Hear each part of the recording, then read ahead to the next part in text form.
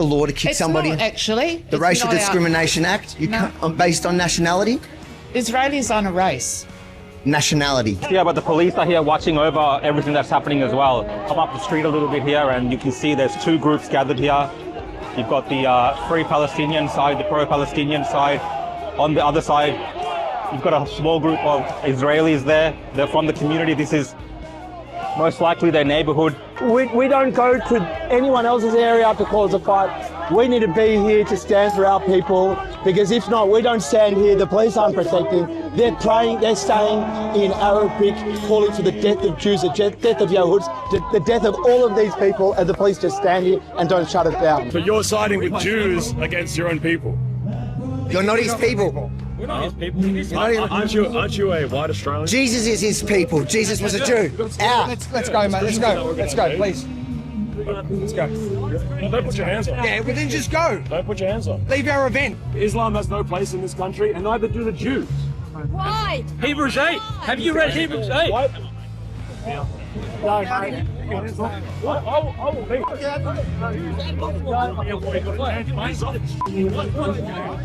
Hey. Hands off me, I will leave. You're going to be breaching the peace. Candace Owens says the court called her a man, but you haven't fact-checked Candace Owens. Why? I mean, to be honest, I have watched the documentary of her breaking down. Like No. Stop pivoting. Yeah. On the thing that she said in court, Yeah, I heard no, that. fair enough. She told you. Yeah. She told you the court classified her. Yeah. Bridget Yeah. Macron a man. Yeah. They didn't. So why do you keep listening to someone who every single episode lies to you?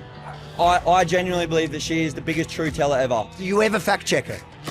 I like to think that I watch enough media. No. Do you ever fact check her when she tells you, go and check my source? Do you ever do that? I mean, I think that she provides. Do you ever go and look at her sources that she says to you to check? I like to believe, and to be fair, to be fair, this is like a very fair argument. To be fair, like you have, to be fair, like you have got me to an extent. I'm not ashamed to admit that.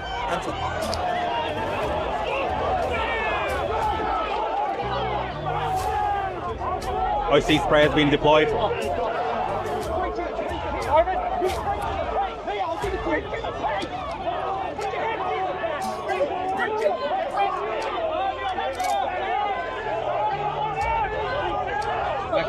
Back, please. So someone just lunged at this community here. Incited to violence.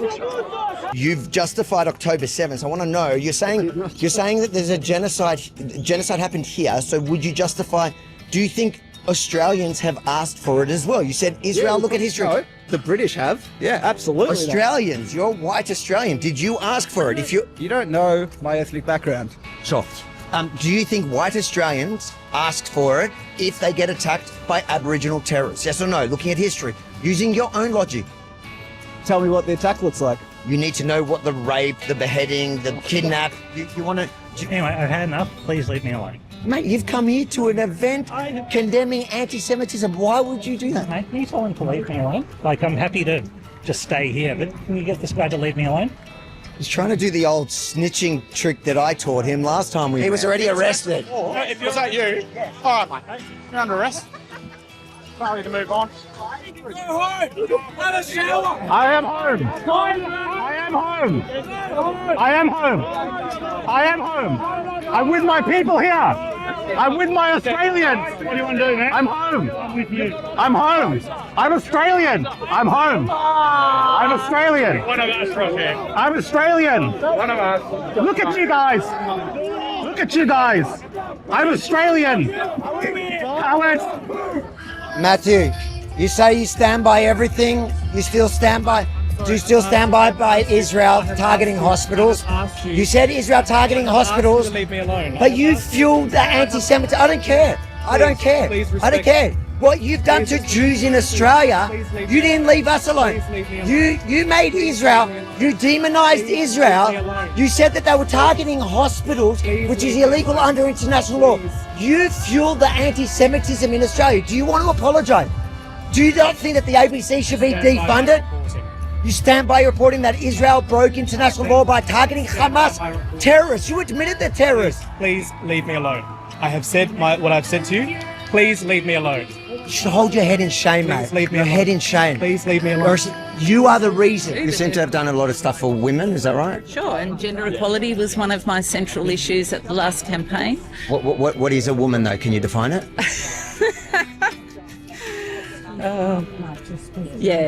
I think we're done. Do you condemn rape under any circumstances? Yes. So will you condemn Hamas? It's a tragedy what happened. Should it be condemned? I'm not going to answer that. Why not? Because I feel like regrettable is good. I don't support either of them. You're not interested in voting Hamas? Hamas bombs, are the rockets environmentally friendly? Look at that, he's getting a proper photo. It's almost like we had a government plant here, part of the Mossad, ready to feel. No, he's already indoctrinated, but to capture the moment properly. And this is the material we need to control them for the rest of the time. This is the photo that they're going to use every single time now. You're a Zionist. You a Zionist? We all know you are. You don't even know how to say them. I know you don't read. We already worked that up. You're good, aren't you? I am. Can't read. You got to get off the crack, bro. Not the crap. Do you support the Australian Army? Yes, I do. Are you proud of the Battle of Beersheba? Sorry? Oh, I didn't think you know. What do Go you mean read a about book, brother. Come, let's talk. Let's have a chat. I like people who don't like me. Where are you, brother? Which one? Hey, bro. Let's talk about it. You want to talk about my... I don't want to. Oh, why? What are you afraid of? I don't want to talk to you. You don't want to talk to me? You want to shout at me? I don't like it. Yeah, I do. Yeah. All right, so what's your problem with me? I think you're a Zionist, so I don't. I am a Zionist. Yeah, do you know what a Zionist is? I think I do, but can you tell me what? No, but you're saying you don't like me because I'm a Zionist, but you don't know what a Zionist is. Well, I think I know what it is, but what do you think? So it is? tell me what... I know what it is because I am one. So you're calling me one with a negative I connotation. want to talk to a Zionist. What's a Zionist? I don't like What's a Zionist? Don't know. You're a capo. You're the ones that the Nazis used to perpetrate crimes against Jews. You're the ones that racist uses. Don't touch me. Get back! Get off the mic! Get off the mic! Both of you! Both of you don't go anywhere! Move away! Both of you don't go anywhere! Now that I'm a Zionist and you don't like me because I'm whatever, what is it? Is it? A shield. A shield. What's a shield? You. What is it? What does it mean? You're a shield. What does it mean? No, I'm done now. I'm done. You're literally the dumbest person in this crowd. The Lord is my shepherd. Come from this side. I shall not want. He makes me lie down in green pastures. He leads me beside still water. He restores my soul and leads me in paths of righteousness for his name's sake. Even though I walk through the valley of the shadow of death, I shall fear no evil, for you are with me. Your rod and your staff, they comfort me. You prepare a table before me in the presence of my enemies. You anoint my head with oil. My cup overflows. Surely, goodness and mercy shall follow me all the days of my life, and I shall dwell in the house of the Lord forever. Amen. There's a drone. תנסו להוריד אותו, יש למישהו נשק, תירה בו! תירה בו! I got it. למה אתה לא יורה? למה? זה מעלת מתאבד, הוא יורד עכשיו מי עומד? זה מישהו אחר מאנטארקטיקה. So join with me in this video. Please sing this with me, okay? Are the enemies of land? Are the enemies of land? Are the enemies of land? Did you join in that chant? Yes. You did join? I certainly did. Did you enjoy it? Yes, it was great. Tommy's a brilliant guy. Abby is awake! Get Abby. Do you reckon it's going to catch? A lot of people that would love to join in on that chant. I don't know. I'm just a stupid Aussie. The good thing is you're taller than Tommy Robinson. I don't know. He's a midget. That's why he's angry. That's why he's jealous about it. Yeah, right. Maybe we should say he's a wanker. Tommy Robinson's a wanker. Did that not change? Yeah, they didn't. The audio didn't cut out. Yeah. What's up, everyone? Welcome to the Opposition Podcast. How you doing, Avi?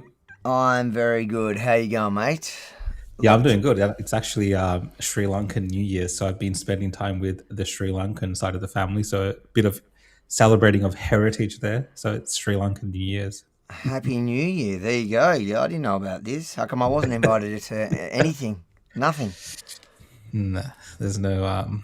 There's a certain policy against inviting a certain people to the Sri Lankan New Year's. Which people is that? Other podcasters. Oh. What do they do for New Year's? What do the Sri Lankans do for New Year's? I'm going to go say hi to the neighbours. If I knock on their door today, they know it's New Year's, or is this something actually they probably have like foods and dishes and stuff that are left over, like extra food that you can get from them. You should go after the show, go to your neighbours. I am doing that. And it's just pretty much, it's a tradition of just getting together with the family and eating food, like any cultural tradition. Is it the same food? Is it the food I like? No, it's slightly different. It's more so like the sweets and the savory type foods. But you'll like it as well. What's the savory? I don't know, man. I'm not the biggest expert on the food, to be honest. You look like you're the biggest expert of the food. I'm an expert at eating it. Welcome to the Opposition Podcast, and as you can see, we're back in it once again. I think this is our third week in a row now, so I think we're well and truly back on. Thank you for joining us. Make sure to smash that like, that share. I think we got it onto Instagram as well. It's in a different Seems to be working Instagram, so that's pretty cool. I mean, people on Instagram probably wondering what's going on because we've been going live on there recently. But guys, if you're watching on Insta, best place to watch it, I still think, is on YouTube. But, it's convenient. You can watch it on Instagram, but jump on YouTube so you can join in with the comments and stuff because it'll come up on the screen.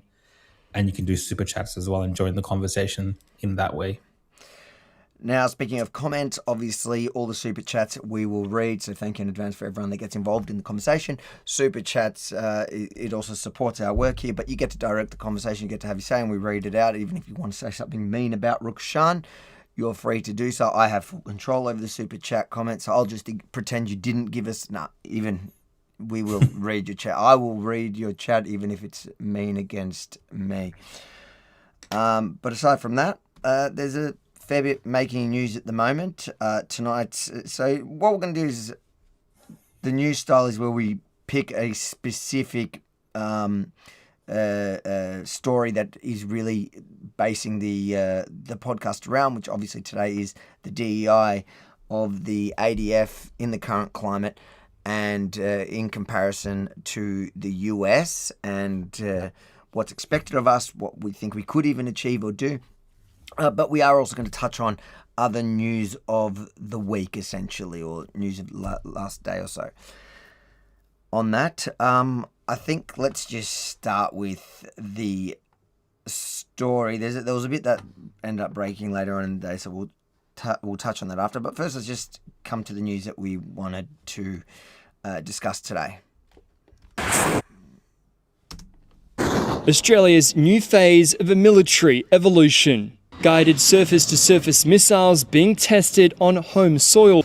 These multiple launch rocket systems had never been produced by Lockheed Martin outside the US until now. This starts to build additional capacity really for the global demand. An ambition to be more self-reliant in the wake of global supply disruptions. This is an important first step, but it'll still be a few years before we're at that fully sovereign state of production. And another new phase for Australia's military, new leadership. Current Chief of Navy Mark Hammond announced as the next Chief of Defence Force to be sworn in by July. We've got 10 surface combatants right now. 8 of them are at sea today. The Navy is as ready as it ever has been. The Vice Admiral already pushing back on comments it would struggle to contribute towards war efforts in the Middle East if asked to do so. Are they capable of performing the mission, as Admiral Johnson said last week? Absolutely. The question of a contribution is one for consideration by the Australian government, should they receive a request. The Prime Minister has previously said no such request has been made. A former submariner, experts say Hammond's pick is not a surprise, with AUKUS and new Japanese-made frigates branded as an integral part of the ADF's future. I suspect that the timing of the announcement now is as much to do with the release of the 2026 National Defence Strategy as it is with anything else. And in another leap forward, current Joint Capabilities Chief Lieutenant General Susan Coyle will become the Chief of Army. She joined the reserves in 1987 and graduated as an officer in 1992. Lieutenant General Coyle is the first woman to command any service in Australian history. And it is a deeply historic moment, one that should be noted. As Susan said to me, you cannot be what you cannot see. Meanwhile, Australia's critical minerals deal... I think we need to watch it. That was a bit of a weird report that was getting a bit of everything. To what we wanted to get to. But what was your reaction to that news? Look, I mean, I talked about this yesterday when it first came out because I was watching that press conference, and it was rumored to be this particular lady as well that would be assigned this role as the Chief of Army. And as mentioned in the media, it is a historic moment for Australia. It's been covered all around the world. The first female woman Chief of Army in Australia. So in that sense, it does feel like a historic moment for Australia, at least in the Australian military in its history. But then we are dealing with a environment and especially a political landscape, Avi, that has a lot of grandstanding from politicians around putting women in charge of certain positions. And it's not always clear whether this is based on merit. And I think that's where the conversation, I saw that it shift straight away. As soon as this news came out across multiple platforms, people were commenting on those platforms saying that, is she a DEI hire? And it's sad that we've come to that state, but I believe it's wholeheartedly the fault of people like Anthony Albanese, the Prime Minister, who champions these quotas, these DEI practices, that even if this lady was hired purely based on merit, which is possible 100%, I don't want to diminish her capabilities, but let's say even if that was the case, people will look at that instantly and be like, this is a DEI hire. And I don't blame them, because that is the environment that's been created by, again, Albanese, the far left, and other people who push this phenomena in our society, where it's no longer the best person for the job.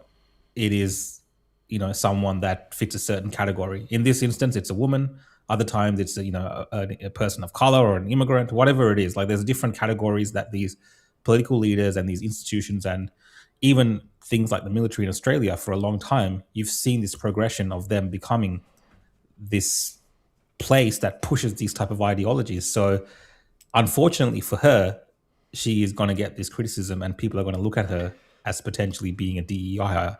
And I don't want to jump to conclusions on her because I don't really know too much about her. I'll do it for you. All right, I'm just chat GPTing her history, right? Yeah. To see if she sounds qualified for the job. Look, I'm just trying to be very respectful and kind, because I do feel like there is a certain group of men even that look at women in certain jobs and be like, nah, they shouldn't be in that job. I don't want to be.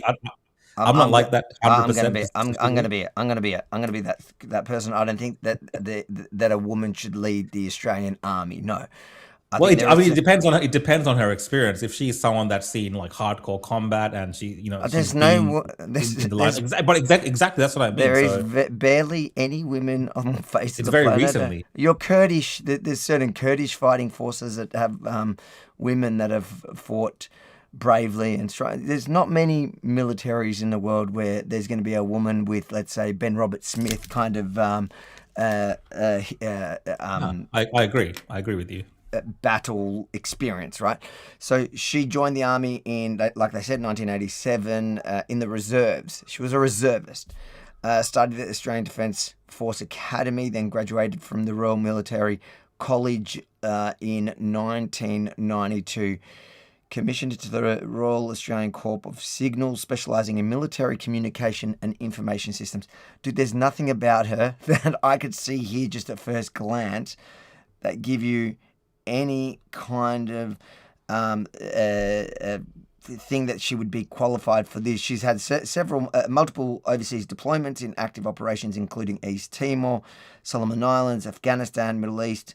But none of them, like, it's not combat roles. Like, on one hand, you can respect every single Defence Force personnel for what they give the country, for their service, but she should not be put in charge of it. And it is absolutely a DEI hire. If you look at even the way that the minister announces it, that's their pride. That's their joy. We are making history by putting a woman in charge. Now, do you think that's scary? The thing here is, by default, it is historical because it is the first time. Sure, like, you can't avoid that. You can't avoid that fact. But I understand the other issue that. But that was their aim. Sure that's their aim. Yeah. Their aim is to make history. Yeah. The government's aim here is to make history, not to make us safer. That is the problem. Yes, I mean, I can agree with you on that fact, because there is definitely an ideological slant to the decisions made by the Albanese government when it comes to the leadership roles that they give out to people. How do you think our adversaries like China, Iran, North Korea, Russia, like the people that stand against West, when they see this in comparison to what they're seeing in the States, what do you think strikes fear in them? This, elderly woman, or a military like what you're seeing America doing now? Yeah, it's specifically for the military and for the army. You would go with what makes sense, which is a very let's just get the contrast of it, just to see the contrast of it, right? Let's see how and just the idea that Trump changed the ministry into the from the Department of Defense to the Department of War, right? It just shows you, Department of War, I think that it is, but it doesn't matter. The point is, it shows what Trump and what the American administration, the way that they look at their military, what's the point of it? Standards must be uniform, gender neutral, and high. If not, they're not standards. They're just suggestions. Suggestions that get our sons and daughters killed. When it comes to combat arms units, and there are many different stripes across our joint force, the era of politically correct, overly sensitive, don't hurt anyone's feelings leadership ends right now. But I look out at this group and I see great Americans. Leaders who have given decades to our great republic at great sacrifice to yourselves and to your families. But if the words I'm speaking today are making your heart sink, then you should do the honorable thing and resign. We would thank you for your service. The military has been forced by foolish and reckless politicians to focus on the wrong things. In many ways, this speech is about fixing decades of decay. Some of it obvious, some of it hidden. Or as the chairman has put it, we are clearing out the debris. For too long, we've promoted too many uniformed leaders for the wrong reasons. Based on their race, based on gender quotas, based on historic so-called firsts. We've pretended that combat arms and non-combat arms are the same thing. We've weeded out so-called toxic leaders under the guise of double-blind psychology assessments, promoting risk-averse, go-along-to-get-along conformists instead. You name it, the department did it. Foolish and reckless political leaders set the wrong compass heading, and we lost our way. We became the woke department, but not anymore. This administration has done a great deal from day one to remove the social justice, politically correct, and toxic ideological garbage that had infected our department, to rip out the politics. No more identity months, DEI offices, dudes in dresses. No more climate change worship. No more division, distraction, or gender delusions. No more debris. But when it comes to any job that requires physical power to perform in combat, those physical standards must be high and gender neutral. If women can make it, excellent. If not, it is what it is. If that means no women qualify for some combat jobs, so be it. Well, I mean, that was my point. If she has the merit and she made it there on her thing, we should not judge her for that. But based on the actions of the Albanese government over a long period of time, not just this decision, like if you go to Albanese's page on X, we won't do this now, but if you go to his page and you type in women, you can see a long stream of posts where he talks about historic firsts.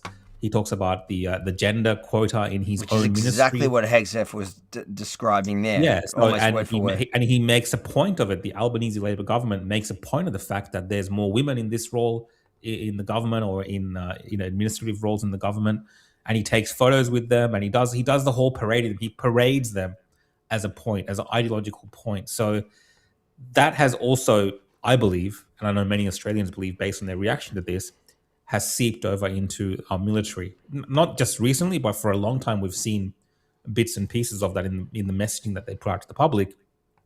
But with this decision, with making this lady the chief of army, it confirms a lot of those people's suspicions that this is the way the military is heading. And I think that's where the discussion is. Now, there's been attacks today, Avi, from the media and people that support her, saying that people are being misogynistic, they're attacking women, they're being sexist. Of course, she's earned her place. There's also people that are former service people that have served under her that have come out and said, how dare people are speaking about like this about her. But I think that discussion is warranted because an important point that Pete Hegseth made there is that this is about the national interest, and this is the interest of fighting in battles, in wars, and we have to put our best foot forward. And there's a certain type of characteristic, there's a requirement that's needed there that should be not tied to any of these kind of woke ideologies because it makes you weaker. So, the Americans have made that step, but it wasn't the case under Biden. Yeah, but Biden was doing exactly what the Labour Party is doing here. They were trying to make historic firsts, and it's so funny that he described it so well. It's almost word for word exactly what the Labour Party here is doing, which is just copying it's the same ideology as the Democrats in the previous administration, and that's why they were heading down that direction. And that's what just shows you that this is not based on merit, and it is based on diversity, gender quotas in this case, and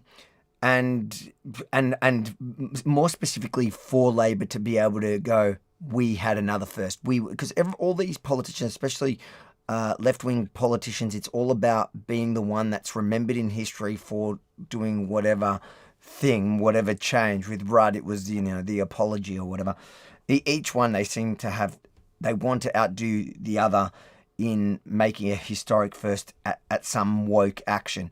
But it definitely doesn't make her safer. It doesn't make the army better. She's underqualified. And I would say, I agree with, to a point, also in the army having co-ed units is problematic when it comes to combat, because it does create a distraction. It does create that drama of having co-ed stuff. So I have no problem with women in combat roles. I just think they should be in separate units. I think they should have separate, and you're going to struggle to really fill them up. In Israel, they do have co-ed ones, but they tend to be, when I was in the army, they were in, they weren't like they were combat, but then they would be deployed in the south on the southern border with Egypt, where there was peace, and really what they were almost sort of doing is security, border controls, and fighting essentially really the drug crossings over the border in Egypt to the Sinai. So they didn't, when it came to going into Lebanon and going into Gaza or whatever, they weren't at the front line. And female only things, I think they're going to struggle to fill them out. But if women can do the job, I've got no problem. And some of the girls, I saw some of the girls in border police, they were pretty tough, and you wouldn't. But it also creates an additional problem besides the fact of creating that distraction within the unit, because, you know, obviously you put some dudes that have not been out of base for, you know, weeks, if not months, and then you throw in a couple of girls, suddenly their focus may shift. But besides for that, also when it comes to the kind of combat that there is, especially in Gaza and in Lebanon, where they do try to kidnap the soldiers, you know, imagine the idea of them as soldiers when they're kidnapping or they're targeting a female soldier, what it's just going to do to the unit and the kind of additional problems there. So I think that I think it goes beyond just if they qualify. I think you have to take all these situations into account. But in this specific situation, I don't think it's anything. Like, I just don't think she's qualified for the job. I think they're doing it for a historic reason. Well, I have seen a few videos of Susan Coyle, well, one video at least from about a year ago, and she's giving the welcome to country. And at the same time, she's also saying that she's one of the key supporters of the Indigenous advancement, or, you know, so she's kind of in that woke mindset, if that makes sense, within the military itself, where they're pushing these type of things into the military. And so she is someone that's championed that and a part of that whole system. So it's within reason to believe that she would benefit from the wokeness of the Labor government itself when they are selecting someone for these positions, because it's hard to see that there weren't applicants for this role who had maybe been more frontline, more senior. They were priming her. More appropriate. If you look a year ago, let's watch this from a year ago from ABC News in Depth about her, the first female leader of a war-fighting domain. Let's see how they built her up back then a year ago. Susan Coyle has always been on the road, a lifelong journey that led her to command a task group in Afghanistan and Australia's military in the Middle East. It is critical that we remember that every single one of us is an ambassador, a representative of Australia. Her life on the move began at a dam site in Kyogle in northern New South Wales. It was transient. So my father worked for the Water Resources Commission within the New South Wales government, and we would move from dam site to dam site. And once the wall was built to capture the water, our house would get packed up onto 2 trucks and we'd go to the next dam site. The latest far-flung destination is by the banks of the Charles River outside Cambridge, Massachusetts, where the soon-to-be 3-star general is studying at Harvard, and where an Australian uniform is a tourist attraction. The management skills she's collecting at Harvard Business School will soon be tested. From July, she'll be Chief of Joint Capabilities, in charge of 2 of the military's newest commands, cyber and space. She'll be the first woman to command a war-fighting domain. Command of Joint Capability is really regarded as almost the 4th of our service chiefs. We have traditional domain chiefs for Navy, Army and Air Force and have had them for hundreds of years. The 4th chief is now the domains that cover the new areas of human conflict. So space, cyberspace, information warfare, that's the manipulation of the truth. It's about changing the will of the enemy and deterring them from fighting. It's a really interesting part of our organisation within the cyber domain, with Inside Defence. Information warfare is used extensively in the Russia-Ukraine conflict. If you Google Zelensky smoothie, it's a cartoon and it shows you how to create a Molotov cocktail. That's an example of information warfare. You know, another example is a fake news broadcast where a video has been tampered with that shows Zelensky telling his troops to put down their weapons. Another example of that. You know, or for example, one from the Ukraine side where they did a Russian pamphlet and it showed Russian soldiers how to defect. Information warfare is deployed by the Australian military And used against it too, like in the slick propaganda of the ISIS years that enticed young Australians to fight in Syria and Iraq. We have brothers from Bangladesh, from Iraq, from Cambodia, Australia, UK. Finding and combating online propaganda requires new methods, like artificial intelligence. The AI is a growing field inside the Australian Defence Force. You know, a good example is using AI and machine learning to be able to identify violent extremist organisations on the internet and then use that to counter any disinformation that we're seeing. I mean, the truth though is that if we're doing that, then so is our adversary. So we've got to constantly learn and get smarter at it so that we can be one step ahead.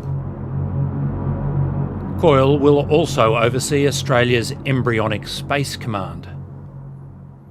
One of the things that might signal future conflict is when there are attacks on geostationary satellites.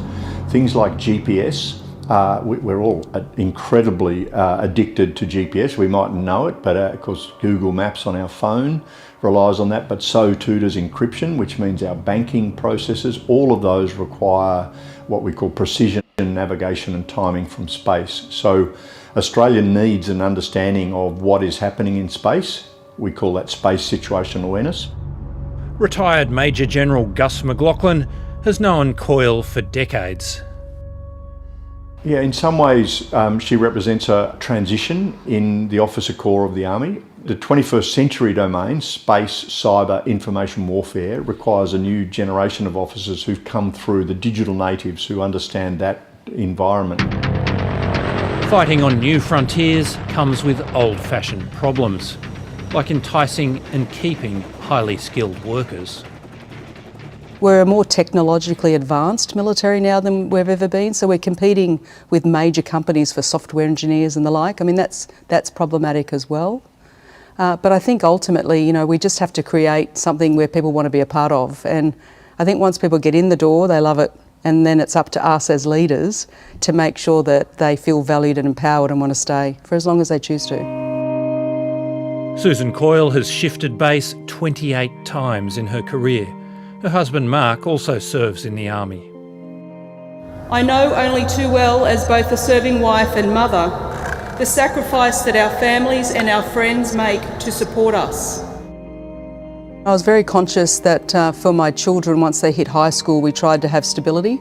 And so we would base, one of us would be based in Canberra, or if necessary, you know, my son went into boarding school for a couple of years. But you know, it's a choice. Kids get a choice. You get great experiences from living abroad as well, or living in other states.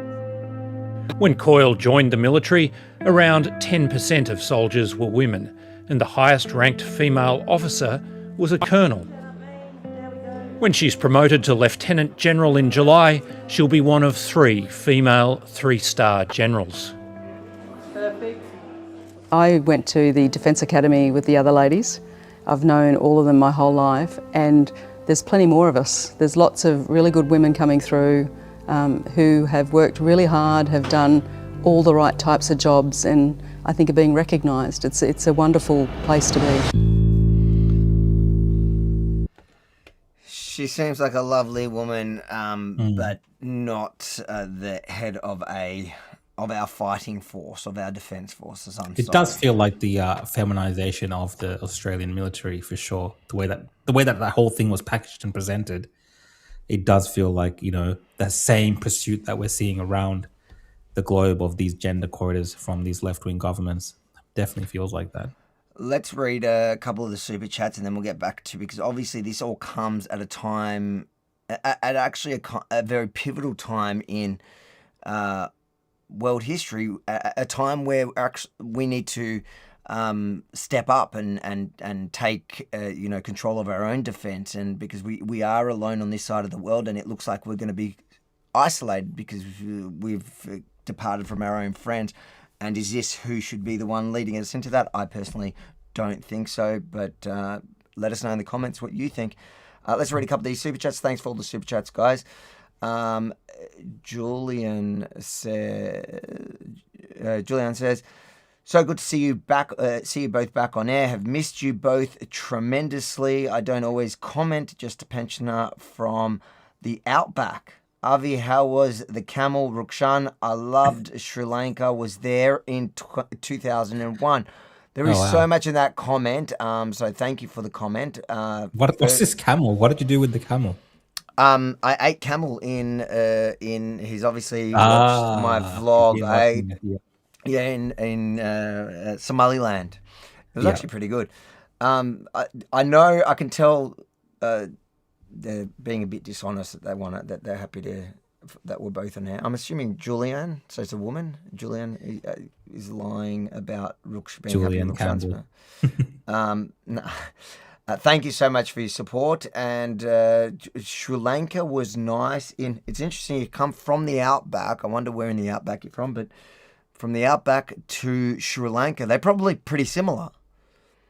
At least in the heat category, which heat. helps going from the Outback to Sri Lanka to be able to withstand the tropical heat for sure. I was going to say lack of internet connection, but okay. It's actually better than parts of Australia. I know. I don't know who I'm making fun of. Noah says, welcome guys. So obvious it's a DEI hire due to agenda, not if she's competent for the role. And I thought wokeness was in decline. I think wokeness is in decline generally. But this is like, again, going back on what I believe I was saying before, is that the Labor government and Labor governments in general, over the last few administrations the last few governments have wanted to be remembered by something. And this is just something that Albanese thinks he will be remembered for. But I just don't think it's going to be positively remembered. Your thoughts? I agree. I mean, wokeness is in general decline, but we take a lot of our political discussions from the US, and you're seeing that more in the US, and people kind of apply it to Australia as well. But Australia is, Labor heartland across almost every single state and federally. And that particular movement, their ideology is built around DEI, and they celebrate it and they push it hard. Yep. So a lot of this stuff is happening in the background that people might think it's changing just because of what the cultural phenomena is happening in the US. It doesn't necessarily apply to Australia. And we see that we had the AFP commissioner, Chrissy Barrett, appointed not that long ago as well. And she was the first woman to be head of the domestic police, federal police. So a lot of most women in Parliament in the Labor Party, and it even seems to be a race between the Liberal Party and the Labor Party. It's in Australia we are behind. In America, our Attorney General is a woman. The Governor General is a woman. These particular jobs, I don't have a problem. I'm just making the point. I'm not saying there's an issue with it. I'm just saying I know. In terms of how Labor views the world. Yeah, but my only problem with Labor doing that is that for all these jobs, they're not going the best man for the job. They're going, we need the best woman for the job. They're not saying the best person for the job. They're literally, like, I would not have a problem even if the general of the army was a woman. But I've met generals. I've met combat generals who lead fighting forces, and trust me, they don't look like her. And they don't talk like her. They have presence. They scare you, and they should scare you because their mindset should be in combat. They are leading the people that are going to be at the front line of defending us if we're ever invaded. You think she's going to stop anyone? She's probably a really good mum. I'm surprised Albanese hasn't transitioned into a woman to be a very historic world first. That could be his last act as Prime Minister. His final act. And then he'll be the first. I'm surprised none of them have done that. Become the first trans Prime Minister. By transitioning while in office. I mean, that is the ultimate. Probably giving them ideas now. Damn. Listen, we're already the laughing stock. We don't need that. Like, imagine, just like think of what Americans are thinking of us now. They had an embarrassing few years. Yeah, then, I mean, look, their few years was more embarrassing than this. Like, they had the whole trans military thing happening. They had I think we have it here, but it's on the low. Like, it's not as. It's not the same, but they had it like hardcore in terms of being pushed down their throats. Like the Secretary of Health was like someone had transitioned. We had the army officers, clearly who were men, wearing heels. It was just I've got to be careful because of the platforms we're on. Can't use these terms, but you can It was imagine. embarrassing. It was embarrassing for sure. Baz, a Dark Horse, welcome back to the Super Chats. Thank you for the Super Chat. Says, g'day lads, defund the ABC. We'll take that as a comment. You know what is actually interesting on that is that I saw Drew and is the other kid named Stephen? The one that did the NDIS thing with him? Oh, Peter. Pete. Is it Peter? Pete. Pete something with an S. There is an S in there. If I remember. Pete Z, Sagoras or something. Z something, sorry. And it was funny because the ABC went back to the NDIS place that they'd exposed. Oh, yeah, I saved that clip. I'm the one that uploaded that originally. I kid you not, I was watching ABC late at night, and I'm like, is that Drew? And then I rewinded the video back, and it was literally, they did the exact same thing that Drew was doing. And I called him a Timu Drew and Pete. Oh, it was just funny. It was just like after so many months or whatever, ABC have gone just to kind of circle the wagons and show people that they've actually gone there and done that as well, just in case it ever comes up in the future. They have the video of them going there doing absolutely nothing for it. And how much? What is the ABC? Because this is what I saw. They did a little funny video afterwards. What's the ABC budget? The billions of dollars that they get. These two. People with a phone, these two, how old's Drew? 20s? He's in his 20s, aren't he? 27, 28 maybe. Yeah, so these like almost barely teenagers. They just got out of teenager. They were there with phones and they exposed this entire thing that made it to Parliament that actually has become part of the public discourse. The government is talking about reforms now in NDIS following all of this. I don't think it's just that, but it's certainly One Nation brought it up in Parliament. And the ABC then comes in and pretends like they're doing their job. That mind you, I saw that clip, and it was nowhere near as deep and as investigative as Drew and Peter did. So yeah, we can defund the ABC, and just like that last super chat, you can redirect the conversation with the super chats. Thanks for all the super chats, guys. Noah says, when you think about it, wokeness has been really dominant in media and academia in the last 10 to 15 years. I would say it really started in 2014, 2015 and really ramped up from there. Would you guys agree? I actually do agree because remember in the lead up to Trump's first, in his first election, that's when they started pushing back against anyone who was saying kind of the internet until then, let me put it to you this way, the internet till then, YouTube till then was the Wild West. People could do anything, you could say anything, people were doing the craziest, wildest videos, no one was banned. Then came Trump's campaign, and people were pushing back, I think maybe 2015, in the lead up to the election, after the election, though, because up until the election, they still allowed things. And then after the election, they were like, they were taking the blame. They were blaming themselves, like all those social media platforms. And they were like, oh my God, we made Trump happen. Yeah. And so then that's when they cracked down. And that's when, and then it peaked up until 2020, through Biden, until probably about the point where Elon Musk bought X. I feel like that was the turning point back. Do you agree? Yeah. It's been festering in the university academia for a lot longer than that. Yeah. But it kind of did hit the mainstream during that time period of Trump, like you mentioned, during the election time. And it was actually more obvious. I remember during that time on Reddit, there was a group called the Donald. That's where a lot of the discussions were happening, because even then, I know you're saying YouTube was the Wild West and X was kind of. I was never on Reddit, so I don't know. A bit like that, but Reddit was where it was really happening during that time with political discussions, and there was this group grew massive. Like it just became one of the biggest groups on Reddit.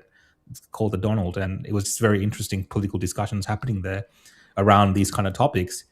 And I remember during that time, towards the height of the election, Reddit just removed that group completely out of nowhere for no particular reason. They've not done nothing wrong. They just deleted the group. And that's when, people kind of shifted over to X and so on, and then that battle began. But what happened during that time? People got blacklisted. Like, I've been on X. My recent account on X is from 2019 or 2020, something like that. But I had been on X far longer than that. But all those accounts got wiped at some point, because during that time period, there was so many things that you said that seemed pretty normal. They would wipe banned. you out. You got banned off X. I had an old X account. Banned. That I got. Yeah, but that wasn't under my name. But I'm just saying, like, for what did it get banned for? What was it? It was just some sort of political discussion on immigration during that time. I remember, and you got banned. You got banned and gone. Fuck yeah. You. I remember having to tiptoe on Twitter so hard. Yeah. For so long until Elon, and even when Elon took it over, I just didn't trust the system. Yeah. Now it's great. Look, I think X has different problems now, which it looks like they're trying to fix. Yeah. And I hope they do. But they're always. I think they have the right intention. So I have faith. I definitely, going back to the super chat. Definitely, like, the woke thing really exploded around that time. Yeah.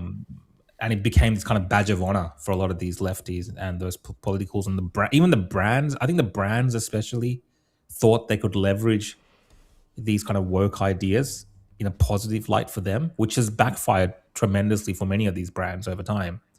But the corporate started pushing a lot of these woke ideas. Yeah. And the only thing that's really persisted and grown, I think, out of all of this, without too much of a challenge, has been the LGBTQI agenda. That's kind of become a permanent type of, thing that's pushed by corporations. The other ones they've tried. But I feel like it's also. I think you remember that. Even that, I think even that still seems to be being walked back a little bit. It's being walked back a little bit, but that's the only one that's kind of persisted as a constant. You'll still see, especially in Australia, for instance, we had the AFL having the Pride Week, and little ideas like this. We have Qantas with the Pride plane. So there's parts of it in the corporate world which is still pushed through. Yeah. But all the things like around gender, telling boys that they're girls and things like this. Do you remember Dylan Mulvaney? They had him with the beers. Or what was that brand? Bud Light. Bud Light. I mean, that was a massive crash out. And it's also happening in reverse. So you had Sydney Sweeney having those jeans or whatever, and there was like a crash out against her, but it actually promoted that brand as well. So this culture war has persisted, and I think we're on the other side of that, where you have the conservative and the right side a little bit more of an advantage, but it could flip any time, right? Because the Democrats could come next election, and we're talking about the Department of War. What's the first thing that they're going to do? These guys are going to be like, no, we're going to go back to Department of Peace. Department of Capitulation. No, but you know what's interesting in what you just said? The whole thing with Pride, like all the organizations that still do that, but I feel like it's losing its power, and a lot of organizations are actually distancing themselves from it more than they were than they were prior. And I think a big part of that is the fact that they've the whole trans movement dumped itself and kind of hijacked the gay and lesbian movement, which is why I think a lot of like gay and lesbian people were like, dude, we're different things. We're sexual preference, you're whatever you are. And I think that's hurt that, because everyone lumps them together. They've co-opted it, and now they're being targeted together with them. They were lumped in together with them then, and now people are still lumping them in together. Which, look, I also think that all of that is weird. Why are you being so whatever about your sexual preference? However, they are different things, and I think you're going to see a lot more of that pushback within, gay communities to say, hold on, you can be you, but you're not us. Yeah, I tend to agree from what I've seen for sure. Michael, thank you for the super chat, says, I'm ashamed women automatically too emotional in general. This shows weakness, harder to entice men to join up, in my opinion. I think there's a lot of moves, and that's partly true. Like, love it or hate it, think that that's misogynistic or whatever. But at the end of the day, you know, men are who are going to be at the front line. Even if you mix them, the vast majority are going to be men who you're signing up to fight your wars. And when you start doing these things, when you start dragging our war heroes through court cases, through for actions that they may or may not have done in wars that you forced them to go fight, or you sent them to go fight. I think that's there's a bunch of reason why it's going to be harder to entice men to join. Well, how do you? Yeah, I guess so. But how do you kind of contend with this notion that there's been strong female leaders in positions of power, like prime ministers or presidents, that have sent people to war? Like one example. One example, for instance, is Margaret Thatcher. Golda Meir was a strong from Israel. So like there has been female leaders who have stood stepped up and sent men off to fight wars without it being... There's a very big difference of leading the political wing of your country than the fighting force. I think it sends a very different message, because also the people that you are leading, the soldiers have to respect you. I think in Israel it's completely different. Like when your officer generally the higher the rank, the more forward that they march. So they march ahead of you, so that they lead. They tell you to follow them. Where in Australia, I don't think it's like that. In Australia, you have your generals and that stand back, and then they lead people. They instruct people and tell them where to go. So in this case, yeah, this would work where you have the top military person sitting at the back going, yeah, you do this. But the problem is the respect from and the morale from the soldiers is just not going to be there when they're being instructed by somebody that they know has never experienced. Like, how can a general send their men and women into harm's way, not actually knowing from a personal perspective, having experienced it, knowing what they're sending them into? You want your general, like in Israel, I think that's the biggest thing here, is like, I've seen them, and you respect the general because you know that they've been there and done it. Nobody's going to think that about her because she's never seen real combat, not in close quarters. She may be from a control room, from drones or whatever her operational thing was in Afghanistan, but she's never been face to face with the bullets flying. So I just don't think that it's going to command that kind of respect from the people that you want to believe in your decision making. Fair enough.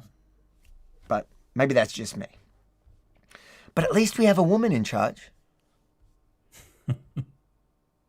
Put my wife in charge. She'll scare everyone into line.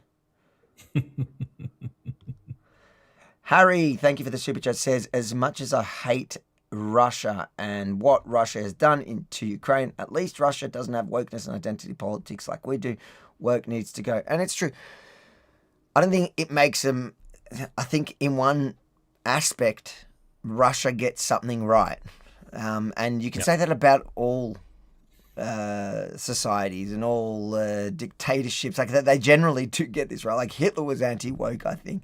So it doesn't make them good. But yeah, Russia doesn't have that problem. They don't look at their military as as something that they can use to virtue signal. Putin does not go up there going, I'm going to put up a woman to show the world how gentle I am.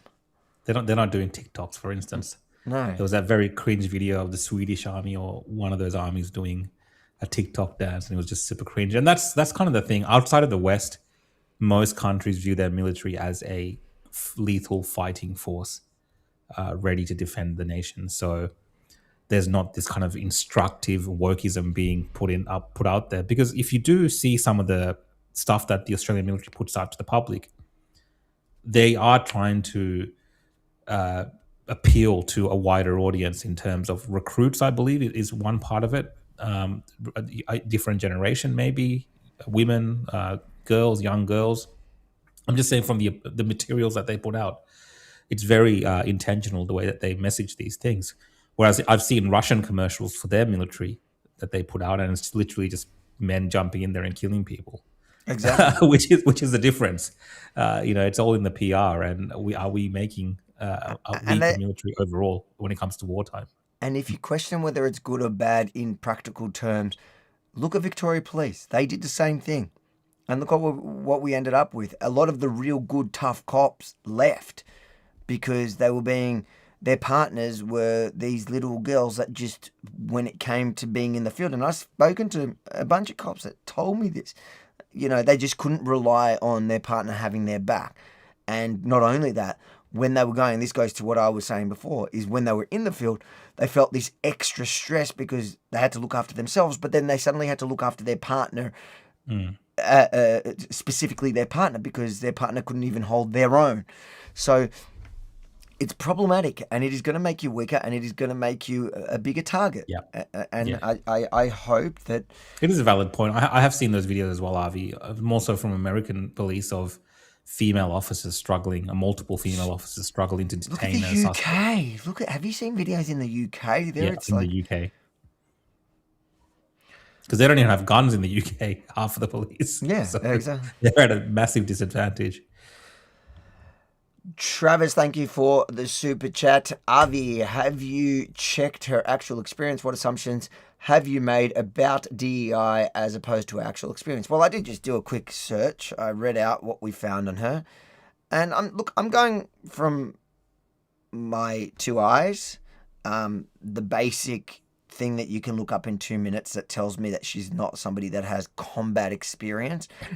And it's very, to me, the almost insanity of them making this announcement as they've just publicly arrested, they've brought cameras also to the arrest of our most decorated soldier, an actual war hero, somebody that has faced the bullets for us.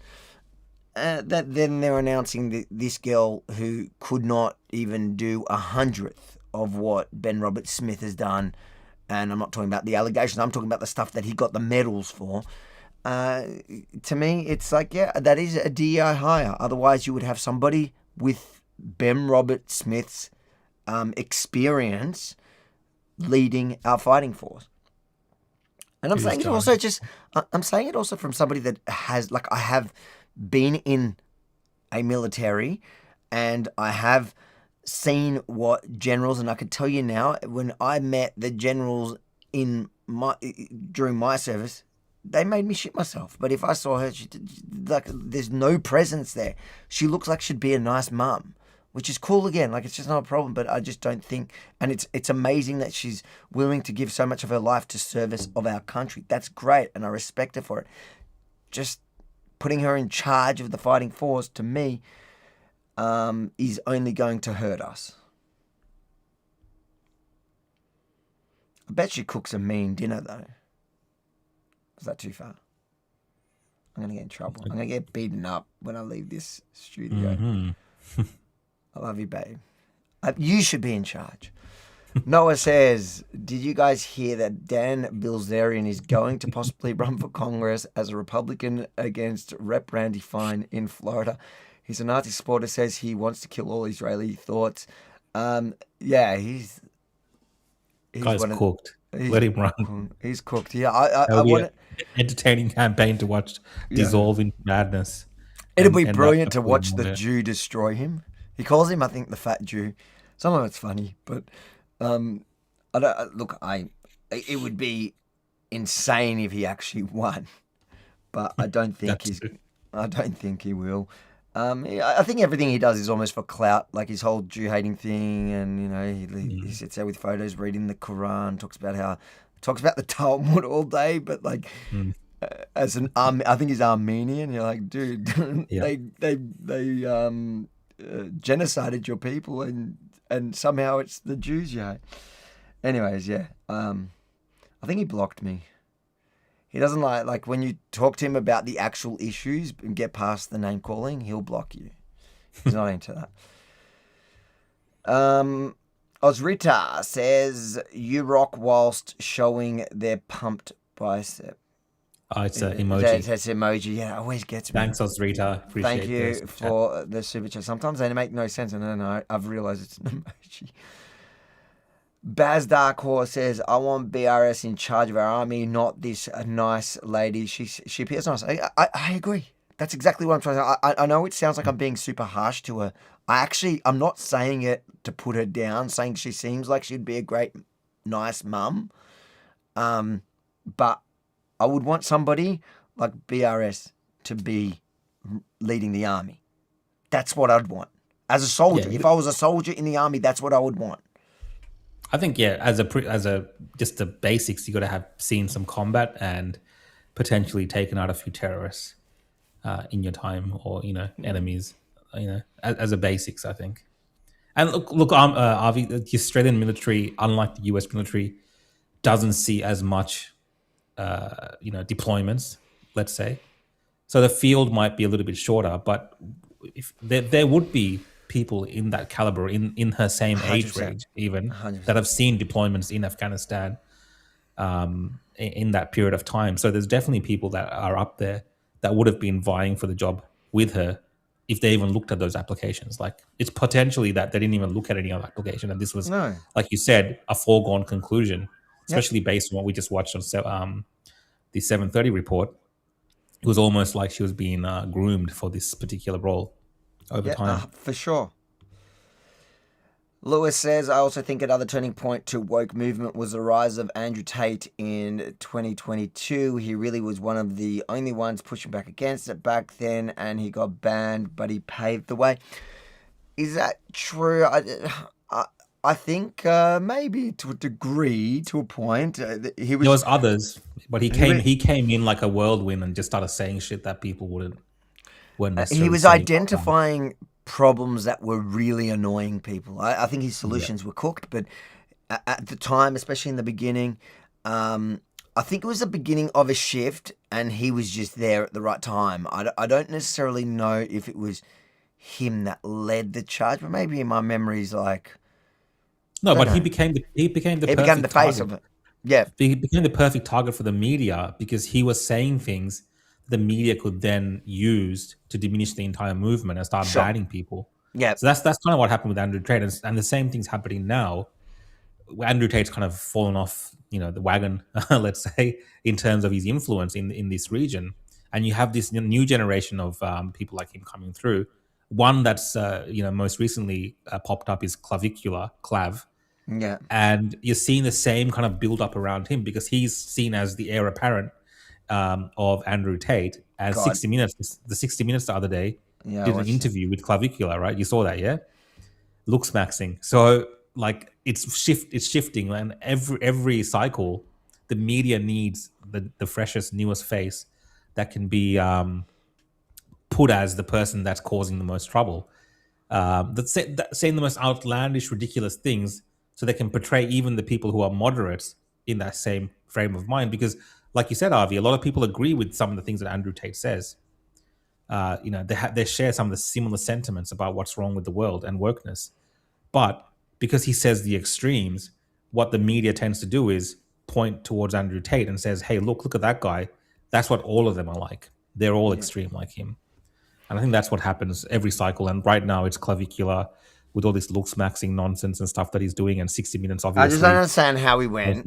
I don't understand how he went, and this is going totally off topic, but I don't get how he went from like the Andrew Tate to this looks maxing stuff where it's like it was all about being a man, and then it became all about being a pretty boy, being like it's effeminate pretty boy. Yeah, it's so weird to me. And after watching that on 60 Minutes, I walked into. You didn't get a hammer and start hitting your jaw? I'm pretty sure I've seen you do it. I used the chopping board. Looks maxing with a chopping board. Yeah, I went and I went to my son's room and I was like, "So, are you looks maxing, face bashing or whatever?" Yeah. And like he knew the words. I was like, "Dude, what is going on? What is happening in this world?" Yeah. It's like, well, it's the attention economy, and Andrew Tate, as outlandish as he was, obviously he got caught up in all the sex crime allegations. He turned to Islam at one stage, Then he turned to crypto scams. Do not give him that much credit. He never actually turned to Islam. But I'm saying like he turned to Muslims at his lowest point for a huge base. But yes, I know what you're saying. But he's been through that cycle, and now he's back. The younger generation that's coming through, like Clavicular, like Andrew Tate's like hanging around him for clout now. Like, he's hanging around him for clout, and it's just like so lame because he just looks like an old uncle now, just hanging around on the sidelines trying to get in on the action, and it's just hilarious. I don't even know why I watch all these guys, but you can't avoid it because it's everywhere. Yeah, I know. It's all clip farmed. It's all kind of put in your face, and you kind of have to see it. Michael says, no experience leading men into battle. Come on. I take that as a comment that I totally agree with. The same sentiment I've been sharing all night. Michael also added, a senator asked Wong in Parliament, we need a minister for men. She called him misogynist crazy. Which is funny because they have a minister for women. And, for indigenous people. And there's no minister for men, which, with the problems that men face these days, if you're going to have a minister for women, you certainly should have a minister for men. I think that we probably can scrap half these ministries and we can halve the government. But if you're going to do it, you should have it for men. There are so many problems facing men today, which is why we see the suicide rate at the levels they are with men, and the issues of, we don't have to get into it, but we've talked about it before, the family law courts, the domestic violence, the breakups, all that type of stuff is just that there is no one in the government. It's just unpopular with this government, with this leftist government, while they're trying to make history with the wokeness thing. It's unpopular to look at real problems that face half the population every single day. Good point, Michael. Julian, thank you for the super chat. Says, seriously, YouTube interrupting my chats won't allow me to watch you live. Oh, sorry. Not sure. Why is it doing that? YouTube not working. Is YouTube not working properly? I've got it loaded on another. Your one's working. My one's not working. There you go. Oh, really? What's wrong with your? It must be a restream. Must be a restream issue. That's okay. There was some technical issues with today. Sorry about that, guys. Today, so, guys, if you're trying to find me, I've just seen the comments on Instagram. Someone asking about my YouTube. You can find me on X or Facebook, or just jump on Avi's YouTube, and you can see it there and join in on the conversation as well. And last but not least for now is Ninja said, thank you for the super chat. In my opinion, it may be a strategic move. Maybe they don't want her on the ground, and so they put her in the flight deck. She ain't captaining. Oh, she ain't captaining a boat by herself. Likely, she has heaps of advisors around her all the time. Yeah, like maybe true, and but the example that I give from my personal experience in Israel is like you're not seeing the generals unless it's a big war. But when it's a massive war in Israel, they do come. But I guess the general of the army wouldn't. But it's the respect that they command. It's the trust in their guidance that the soldiers have. Even if really in the other cases it's also advisors, people are, and I do think that there is something to be said for the fact that, if she's given advice that then she knows from her personal experience of being on the ground doesn't make sense, she'll apply it. Yeah. She'll say something, but Ben Roberts-Smith will know the lay of the ground, know how to operate on the ground, and will know if somebody's giving him advice that makes no sense for the people on the ground. He'll know it because he's been there, done it, felt it, knows everything. Where she just doesn't have that. So, I don't know. I don't think so. Sorry, I've gone up again. All right. Last thing on this issue before we move on to the other story today that I wanted to touch on before we end tonight. was, well, obviously, so this is all happening right now with the backdrop of what's going on in the Middle East. Yeah. So we've obviously had Ben Roberts-Smith arrested publicly with it turns out the media was tipped off. They're saying Channel 9 was tipped off. They had cameras there to capture the moment, and they've now put this DEI hire in as to lead our fighting force, all on the backdrop of what's happening in the Middle East. Hours out from the US blockade, the Prime Minister had this message for Australia's closest ally. We want to see the Strait of Hormuz opened. Vice Admiral Mark Hammond, today named Australia's next Defence Chief, says Australia has the capability to help in the Strait. The Navy is as ready as it ever has been. The government insists US requests to keep the Strait open, or now closed, have not been made, as Labor's language hardens. We are not considering joining the blockade. We are not party to this conflict, and we've got no intention to change that position. For now, Australia's supply of liquid fuels is unimpeded, with 57 shipments en route. But overnight developments could risk supply in the near future. Does it mean ongoing concerns, in June and July? Sure. But we'll continue to manage those, and I'll continue to give updates. Revealing an uptick in the number of service stations out of diesel across the country, from 173 on Saturday to 205 today. This shows how much we do rely on international oil supply, and that's why we need to have our own capabilities here. The Prime Minister looking further afield for fuel supply, lauding a successful trip to Singapore last week. Australia, of course, is at the front of the queue because of the strong relationship that we've built up with Singapore. But we live in very uncertain times. Tomorrow, the Prime Minister will travel to Brunei, then Malaysia, both major suppliers of fuel and fertiliser. As US actions further threaten Australia's fuel security, the stakes have never been higher for Anthony Albanese to secure supply from regional partners. Sarah Temevska. There's a few things to unpack there. Firstly, the idea that our Navy is ready, to me, is laughable. What is the Australian fleet? I think there's about 8 ships and 6 or 7 or 9 ships, and 7 are deployed apparently.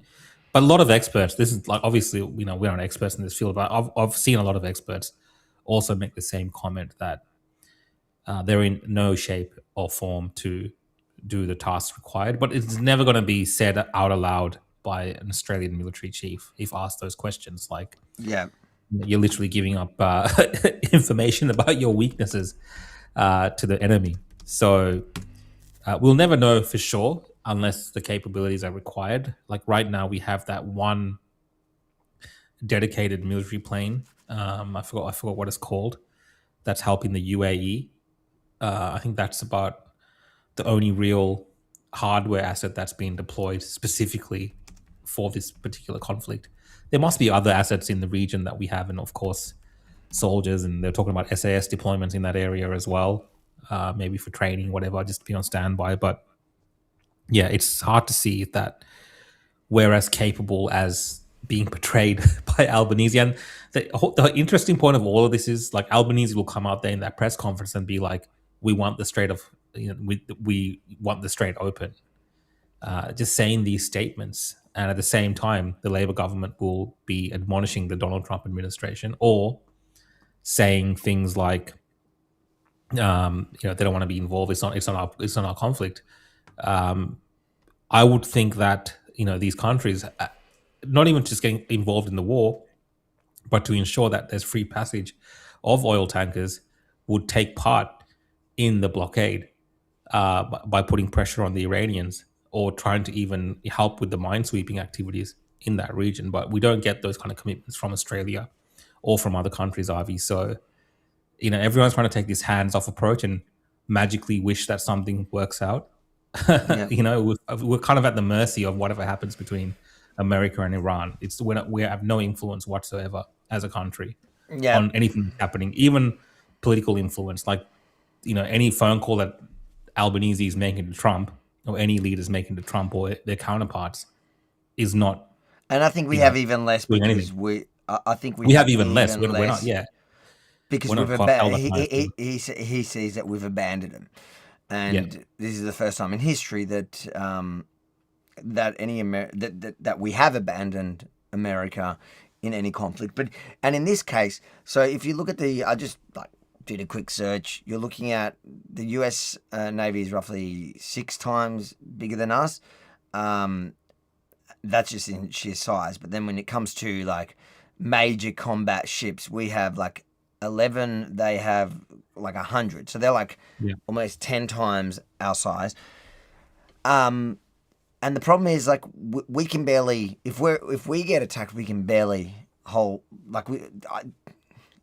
think about in the future when China comes for us, who's going to be defending us? This lady and her 11 ships, it's just not. It's going to take outside allies. Exactly. It's going to take outside allies and ones with big navies. But the problem is we're abandoning, the US clearly doesn't need us right now to help them with the Strait of Hormuz. They've already implemented the blockade. They didn't need us. So if we send and you know who the US is actually making, strategic defense alliances with? It sounds crazy, but with Indonesia.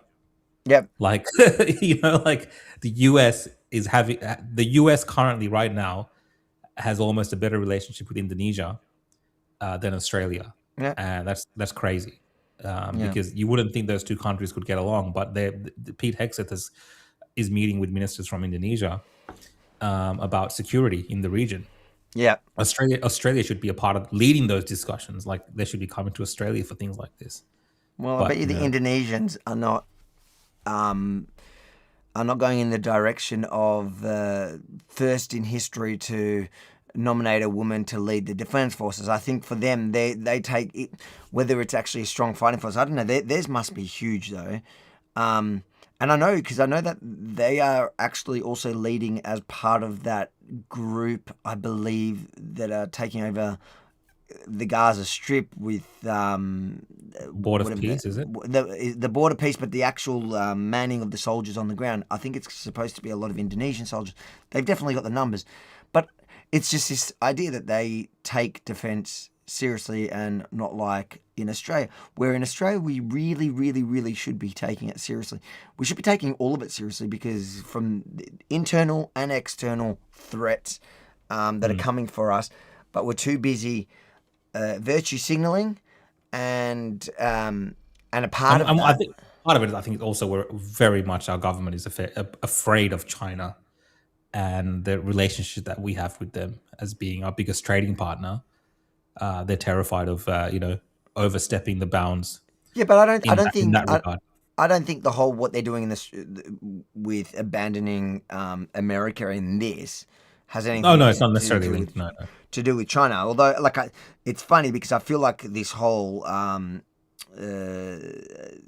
America now implementing their own blockade of the Strait of Hormuz is, firstly, I just think it's just interesting because it's certainly a negotiating tactic for Trump to force essentially China, who they get 30% of their energy from that strait. So I think he's trying to push China to push Iran to make a deal and get it done. But I do wonder why didn't they do that from the beginning? Well, the first step was to get rid of Iran's military capabilities. Sure. So I guess that was the initial. I mean, if you watch the first press conference that Trump held around this, when he spoke to the nation at a couple, I think 2 or 3 in the morning, he was talking about decapitating Iran's military capabilities. Yeah. This blockade only happened because what Iran has done since that time is put mines into the Strait of Hormuz, which they don't even know where they are. And also fly off these indiscriminate rockets and drones towards ships. It's not so much that they have the power to control that strait per se. Yeah. It's more so that they can inflict damage on these corporations which run these oil tankers and these countries that run these oil tankers in that region that don't want to risk it, because do you really want to get your oil tanker shot up and blown up and sunk in the And sea? they can't get down there? insurance at the moment. That's the big part Insurance, of the problem. you got to underwrite them. You got countries trying to underwrite them and make it more secure. But yeah, I think the Trump's blockade idea is genius, because what is forced people to do is, Avi, I don't know if you've seen, a lot of people are calling out the US for, how dare you blockade the Straits? But it's essentially what Iran is doing. He's this done a whole blockade time. on the blockade. He's done a blockade on the blockade, and people And are in tripping fact, up more about Trump doing the blockade. He's saying that you can pass through the strait, but you just can't. It can't be from any of the Iranian ports, because there was a Chinese tanker that did get through. That's from the UAE. Yeah, so he's just saying you can't use a strait to go to Iran. It's genius to me. But you're right. The reason why he didn't, because I was thinking today, why didn't he do that from the beginning? But you're right. That the mission was to decapitate Iran from the beginning, and they had to focus on that. And now the fact is that they can physically do it, because the capabilities are down. Capabilities are down, and also the fact that what Iran did during that time is strike deals with countries like China and India to give them safe passage and still make money from selling them oil. So Trump is putting the last kind of nails in the coffin of the Iranian regime if he can blockade that successfully and really dry them up in terms of access to the economies of those countries by selling oil to them. It's a genius move. A lot of people don't understand it, and they think he's lost his mind, but he's essentially doing what the Iranians are doing, and he's putting it out there for the countries around the world, whether it's the Australians, the British, or the Gulf states, to be like, we have to get something sorted here and allow free navigation of the strait, because it's international maritime law that allows this kind of free trade and navigation. And there should be no scenario, Avi, where they charge a toll for traversing those waters, because so many countries could be doing that. That's why it'll start a precedence. Indonesia, Singapore, these countries that have massive straits that a lot of transit. No one's going to accept that. No one's going to accept it, because it's unacceptable. Speaking of Trump going mad, what were you going to say in the sense of what? No, it's unacceptable in terms of how commerce works in our world, and it's just going to be unfair. And the fact that there's countries in Europe and in China and in India and Russia willing to pay this extortion, that's what helps these terrorists get away with these problems. I bet you they have great female army generals that give them the confidence to pay the extortion. Speaking of Trump going mad, anyone who thinks he's gone nuts is hasn't been paying attention. Anyone that thinks that anyone's influencing him isn't paying attention. But speaking of Trump going mad, and you being a Christian, how did you feel about his meme? I saw the meltdown. I didn't get involved. Mate, these guys get so offended by these type of memes. And it's not the first time that Trump has done things like this. I wasn't offended, and as a Catholic as well, because he's having a bit of a fight with the Pope. With the Pope. The Pope's woke, though, isn't he? The Catholic Church has been woke for a long time, and they've been called out even by the same commentators who are calling out Trump, have been calling out the popes in the past. This particular Pope, who's an American Pope, is quite woke. Currently he's visiting mosques and doing things like this, which you kind of question the timing of some of these activities.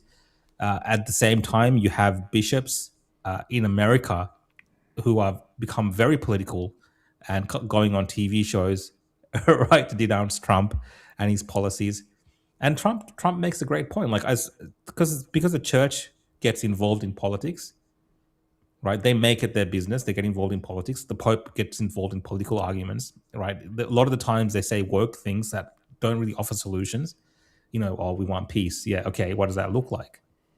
There was a time when the Catholic churches around the world understood that war ultimately leads to peace, and they were actually at the forefront of many of the wars at a certain time, because for the interests of security of the Catholic regions, right? So today we have Catholic popes like the current pope who say things like, "Oh, we want peace, no suffering, we want open borders," essentially.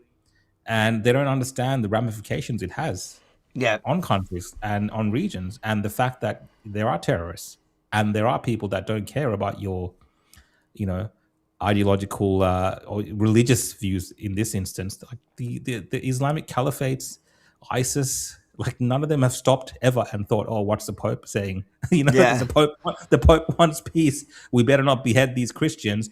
There's no Islamist fanatics in Nigeria at the moment thinking, oh, what would the Pope say while they're beheading all those Nigerian Christians? So these are the issues that the church struggles to deal with. And it's one thing for them to grandstand and say these massive messages of peace, but they don't really offer solutions. They just offer words. And I think Trump, with that meme he was doing, was obviously, he was at the back of the comments against the Pope. But also, he's saying that he was just showing himself as a healer. And for America, in terms of politics, he's someone that's trying to heal the nation. I saw a lot of Christians are also supporters of his that were offended by it. But that comes down to the fact that right now, their whole angle is that Trump is somehow controlled by Jews. Yeah. So they say Trump. No, but I have seen some that are not necessarily anti-Jew. But they're just jumping on the bandwagon. They're just jumping on the bandwagon because these are the same people that will argue about free speech and be like, "Well, of course you can criticize." These are the same people that will go on about. It reminds me of Tucker Carlson saying, "How dare you criticize an entire faith?" And 5 minutes earlier, he's dunking on Jewish religious texts. Like, it's one from freedom of speech. I understand that people are offended by it, but they were acting almost like lefties. Really, they were like, "Oh, he has to delete it. He has to delete it." I did get that sense, but I didn't get involved in it because it wasn't my shtick. If he did it about, I don't know, what's the Jewish. What would be the Jewish equivalent of that? Moses, him parting the sea.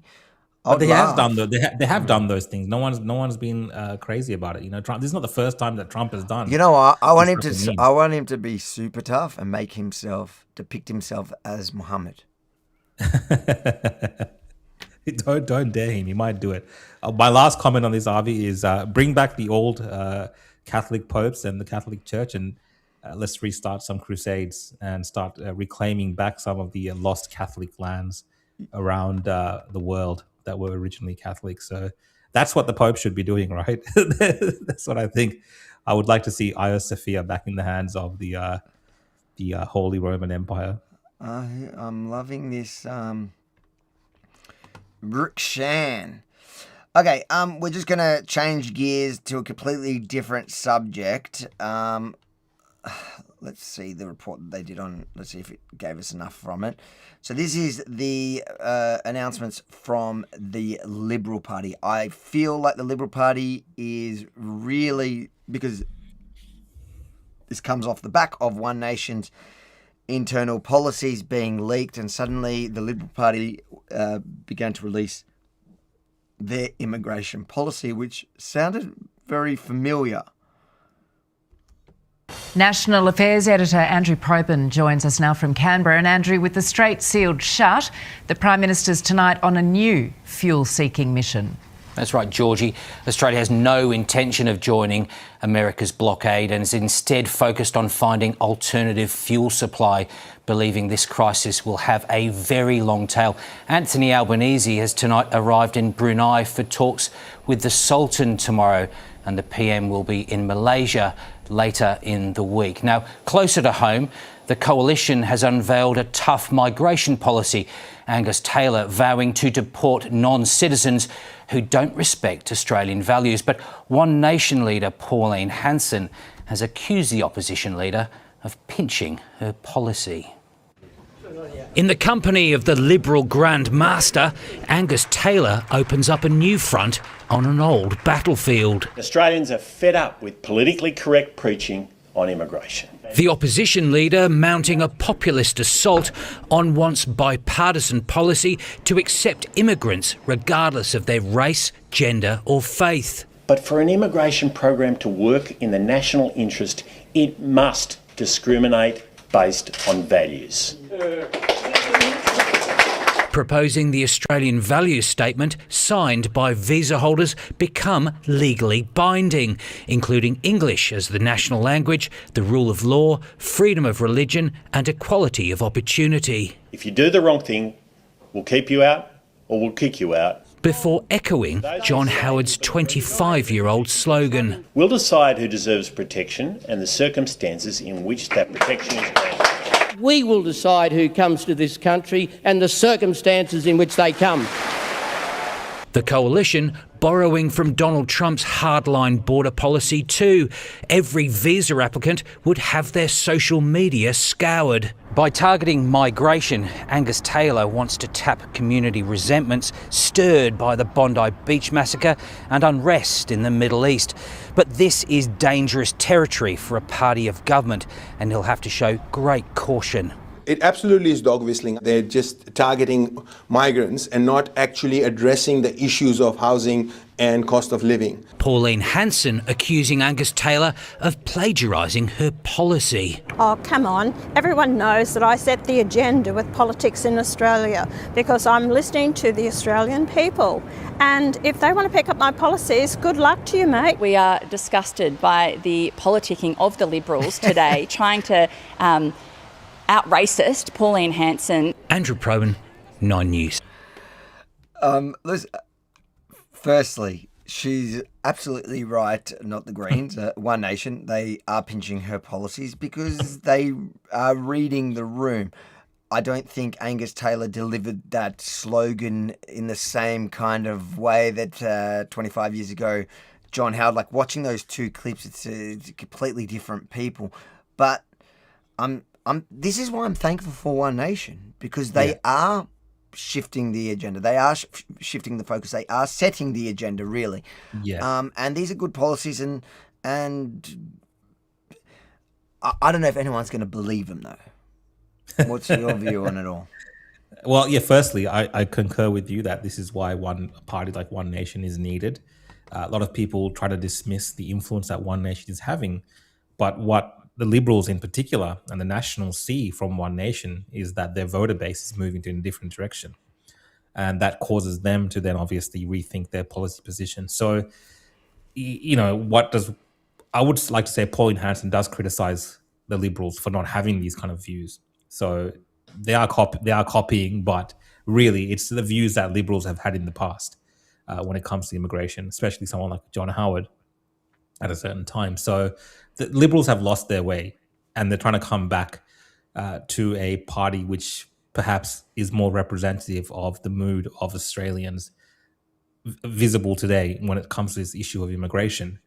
But, you know, their delivery does seem hollow. It's hard to believe that they will really carry through with some of the things that they're saying as well. And whether they can withstand the attacks from Labor and the Greens, because it's not the federal election yet, but you can, bet, Avi, when it comes around that time, Labor and the Greens will really hone in on this issue. And this federal election that's coming up in a few years will really center around immigration, race, and Australian identity, I believe. We're heading down that path, especially with One Nation in the mix. It's really going to come down to who can sell that message. And it's really if the Liberals can, step up to the plate and put forward with, actual conviction that these are the things that they believe in. So that's my view on it. But some of the ideas that he's proposed, obviously, things that we've always discussed here, Avi, that we agree with probably. I fully support him, and I fully support the Liberal Party copying all of One Nation's policies. I think the job that they're going to have in the lead up to any election, the uphill battle is going to be convincing Australians that they mean it, that they're not just saying it because they realise Pauline Hanson's stealing all their votes, but that they actually mean and they're going to enact these policies. But you know what? I'm somebody that really just wants our country to go in a better direction. If the Liberal Party is starting to talk from the same playbook as One Nation, it's only a good thing. I don't think they're going to convince that many people that they're, especially because his delivery seems somewhat insincere. Although, I did watch half his press conference, it was pretty good, saying all the right things. Do I believe he's going to go as far as needed? Probably not. Probably not. But, you know, they're desperate at the moment. But I'm happy to see them talking like that because it is going to shift. It is shifting the Overton window when the mainstream Liberal Party is talking like that and not afraid of the Greens or Labor, that when they do come at them and attack them for implementing these kind of policies, which is exactly what's happened today. You know, I've got ABC running, and all you're seeing is how they're calling him One Nation Light or trying to be One Nation, copying One Nation. Like everybody can see that they are copying One Nation. The left is just trying to scare them out of these policies because also the left is worried if the Liberal Party starts to talk like this, then they are going to attract more voters, more of the population. Yeah, well, I mean, even within the Labor base, Avi, like there is a growing concern around these issues of immigration because it spills over. And the last thing the Labor wants is for a mainstream party, so people who would not. But it's a good point you make. Like Labor voters who would never, or swing voters who would never vote for, you know, the Greens or One Nation. They would vote Labor or Liberals. They might end up flipping over to Liberal for these issues, and it is mainstreaming it, and that's the last thing that it's going to be interesting to watch because the mainstreaming of it as well, which is their argument, makes One Nation by definition more mainstream. Yeah. But I think it's a bit, small-headed thinking that One Nation isn't already mainstream. They're polling at 20 to 30%. So that's all. They're polling better than the Labor Party, both major parties in some places. So, and it's not theoretical anymore either. That's what we've got to understand. For a long time there, it's been theoretical. But in South Australia, we saw some of the results come in, and it's been proven that this polling actually matches with sentiment, which is now why we have these parties worried, Avi. Like before, they weren't really taking it seriously, but now the Liberals know. Well, after the bloodbath for them in South Australia, if they know that this is a sentiment amongst their own voter base, Labor knows it, the Greens know it, everyone knows it, that this is the mood and the shift in the country. Where people are worried about these issues. Labor's argued that you're mainstreaming these ideas, you're legitimising them, but the fact is that you can't make that argument. And if the Liberal Party capitulates on any of that, or defends, or tries to distance themselves from these policies that are One Nation, or from One Nation for having these policies, it shows exactly who they are, and it's stupid because the fact is it is already mainstream. Because these are the kind of policies, and specifically immigration's a pretty big one. These are the policies that have made One Nation so popular. The other ingredient that has made One Nation so popular, which the Liberal Party can't fake, is the fact that One Nation is salt of the earth. They've been consistent on it. They've been campaigning on it, whether it was popular, unpopular. They've always campaigned on these issues, and they continue to campaign on it. And the Liberal Party only seems to be picking it up now that they've been getting so smashed for rejecting it.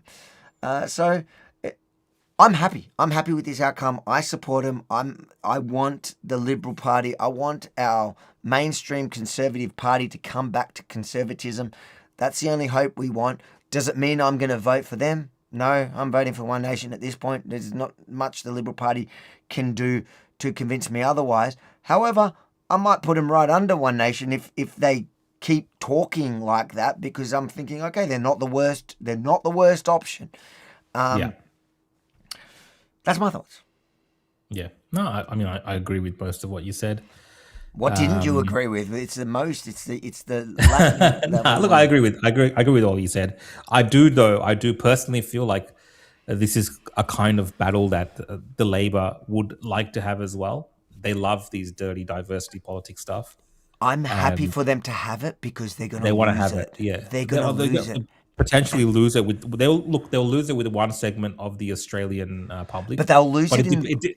but it depends on how the argument is put to the public, and I think that's where these politicians have to be careful, because there is an extremist element, and this is not within. This is not from within one nation. It's outside. It's from outside of one nation, and it's whether you end up down those line of arguments, which will muddy the waters, which is what Labor and the Greens really want, which is what they're pushing for. They're trying to paint them as that, and then they're trying to do that. Because right now they're not that. They're just having a moderate discussion on an actual issue on immigration. Sure, but they're trying to push it to this race war type thing, you're which right, is what they want to do. You're right about that, but this is exactly the scenario that we saw at the end of the Biden administration and the Kamala Harris kind of campaign, where they did end up campaigning on all the woke stuff, and they're like, we're not woke enough, and we're going to become more woke, and the immigration. I think towards the end, they actually, even the Democrats realized immigration was a losing point, so they tried to shift over to the tough border stances, but it was too little, too late. But I think that if the liberals actually maintain and step up on all issues, like energy, I think also energy was talking about that today. They are stealing a lot of One Nation policies, which I do think is probably because of that leak. If they keep that up, they may not get completely annihilated at the end, because there are people that will rethink. There are people that I think that will rethink moving over to One Nation. So they might grab a bit of that, and then they will also end up pulling people who will only vote for the two major parties but are concerned about these issues. Yeah. I think it gives them a fighting chance. Will it change my mind? No, but it gives me more hope for the political discourse and the political direction of our country. I definitely think it's a good thing. I definitely think this is what the Liberals have needed for a long time, and hopefully we get that in Victoria as well. Come the election in Victoria, and One Nation gives the Victorian Liberals a bit of a hiding as well, with the way that they're going, and we see more and more of the Conservatives in the Liberal movement adopt policies which essentially are core Liberal principles, Avi. So, again, we go back to this thing about copying One Nation policies. These are kind of normal things that were normal in Australia. Yeah. And over time, it's become, workified, and they're going back to those roots. So One Nation policies, a lot of them is just common sense stuff that a lot of people just will automatically agree with, because it just sounds straightforward. Like, yeah, of course we should have proper vetting of people. Of course, we should have people in Australia that love the country. All right, now you're going too far. Now you're going too far. No, but it's just normal, Mate, they're going to kick you off Twitter again. You and your immigration. No, I didn't realise that immigration was always the thing that got you in trouble. All right, let's read these super chats, and then Michael says, Saudi Arabia say to Trump, don't stop, finish IRGC. Yeah, it's funny, the Saudis, a lot of the Gulf states are quietly pushing the Americans into doing it more, because they realise also now, they've realised that when Iran lashes out, they lash out at them more than anyone. Because I feel like the meetings that Trump has had with some of these leaders leading up to it in the Gulf states potentially could have touched on this being a possibility. I do feel like there's leaders within the Gulf states, even that they have to play two sides of this because of the religious implications of their support. They do want that region opened up, Harvey. They want commerce free flowing with the West. They want to have normal relationships. They don't want a rogue state, because none of those, as many of the problems that we can identify with, like a regime in Saudi Arabia, for instance, they're not really a problem for the West per se. They're a problem for their own people.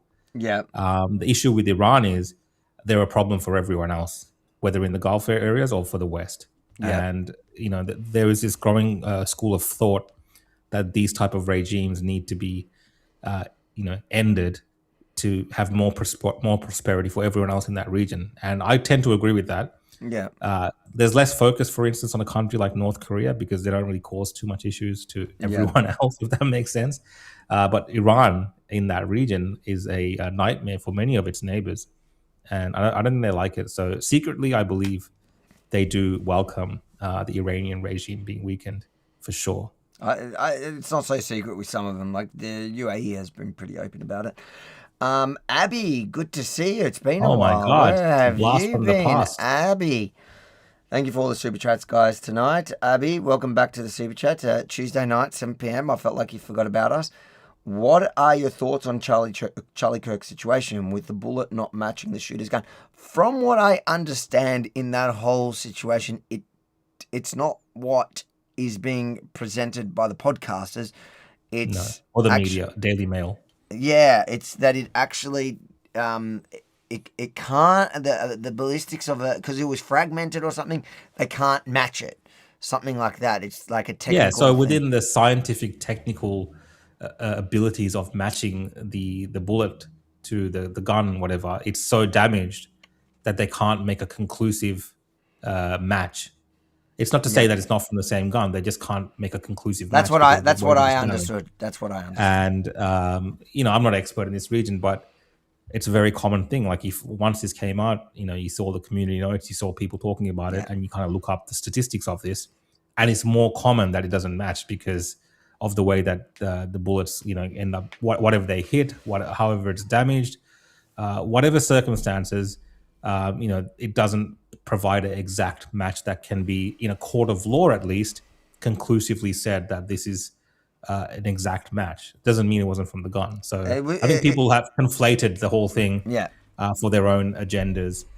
And, the whole thing, Avi, like what you have is the media, Daily Mail, like these journalists aren't stupid. They understand how to frame a story like this for maximum impact in terms of engagement, links and likes. Like the world right now on social media runs on engagement baiting. Yep. So if you can have a headline, if you can, get people angry, if you can get them to debate That's this why issue. the kids call it rage baiting now. My kids say rage baiting, right? So if you can get people to discuss this issue, it's actually more valuable for a media corporation than putting out the truth. Yeah. If that makes sense what I'm saying. Like, totally. It's more better to confuse people and have them fighting amongst each other in the comments and spreading their story rather than actually just putting out the basics facts like with a normal Look, personally, headline. from after reviewing the evidence, I think Candace Owens did it. I'm tending and I'm leaning towards the conspiracy that, well, it's not really a conspiracy. I've seen the proof of the Egyptian planes. Yeah. And I believe Candace Owens was on one of the planes. On the plane. And she parachuted down? She parachuted down onto the roof, shot him, and then made a getaway on a scooter, I believe. I've seen some footage of that as well. Russian scooter. Russian scooter. And then Benjamin Netanyahu personally sent a helicopter that picked her up and flew her back to Egypt. That's why this whole anti-Israel, her obsession with Jews is all just a cover that she's doing to maintain. She's implicated. Well, she's just maintaining her thing. She's a spy. She is completely cooked, guys. Candace, I used to be kind of a bit kind to her when I was saying she's cooked. Candace Owens is cooked. Megan Kelly is cooked. All these podcasters are completely fried and cooked. And if you don't believe me, watch Milk Bar TV. Watch his compilations of Candace Owens over time. There's a fantastic one on the Egyptian planes that he talks about, where she talks about the Egyptian Milk planes. Bar TV is a legend. It is fascinating stuff how that lady's mind works. But all of them, but they're all the same. They're all the same. Like if you watch those people, she's amongst the worst because she kind of takes her audience for a complete ride. And I don't know if the people that watch her don't understand that this is happening to them. But if you watch a compilation of the things that she said over a period of time, she's cooked. And I'm happy to people to be angry with me, whatever they want to be. But Candace Owens is one of the biggest cookers right now, and it works. She's got a successful grift out of it, and a lot of people tune into her, but she's cooked. Noah says, thank you for the super chat, says, say if Charlie Kirk had never been shot, could you guys have ever seen him possibly running for US president in the future as a Republican? I think he probably would have likely been a president. I would. Look, potentially, it's very hard to say. Like the myth around Charlie Kirk grew more so after his death. Sure, but he was very popular with the younger generation, which tells, if you look at that, then he possibly would have made the best Republican candidate. But there are a lot of steps to get to that. So I don't know. Exactly. Stephen says, Shalom Avi, Australia is producing diesel fuels the size of Saudi Arabia. Thank you for your stream. Is on top by far. Thank you for your stream. Australia is on top of it. Yeah, maybe. Look, right now it looks like listen, you got to give Albo credit where credit is due. I think the government was caught on the back foot on all this, but he is out there securing fuel for us at the moment. I think Australia is... let's not give him too much credit, because when we say securing fuel, there's a perception that there's a perception he's getting extra fuel, but he's securing what we had. Yeah, he's securing what we already are meant to be getting. So hopefully that comes through, and by leveraging Australia's resources. which is exactly what he should be doing. What he should have done is ensure that we had enough stockpile that we wouldn't have to worry about, and we can be self-reliant. We're not that, and I think that going forward is going to become the national conversation. And Labor's probably going to get stuck there because they're going to have to choose between their crazy green scams and securing us and making us self-reliant. So we're getting supplies from Singapore. Okay, Singapore makes sense because obviously a lot of ships traverse through Singapore, and we're getting stuff from Brunei. If you compare the size of those nations, they have absolutely no resources, like physical land resources, those nations, compared to Australia. But we're depending on these two small Asian nations for our fuel supply, right? So obviously we have the capability to build either it's just refineries to refine some of the kind of oils that we get out of the ground. We can expand that. Obviously stockpiling more. I think WA, Western Australia, has said that they're going to have their own strategic oil reserve as the state. So maybe the other states might look at doing that as well, because obviously these complications can happen at any time, Avi. This might not be a one-off because we're still dependent on this. And at the same time... Well, the lesson should be is we're not that... we have to be self-reliant. We have to be self-reliant, have the ability, to have the capacity to become in this field, because a lot of this is done for the sake of climate, renewables and all this stuff. But what are we doing, Avi? We're just buying stuff from other countries.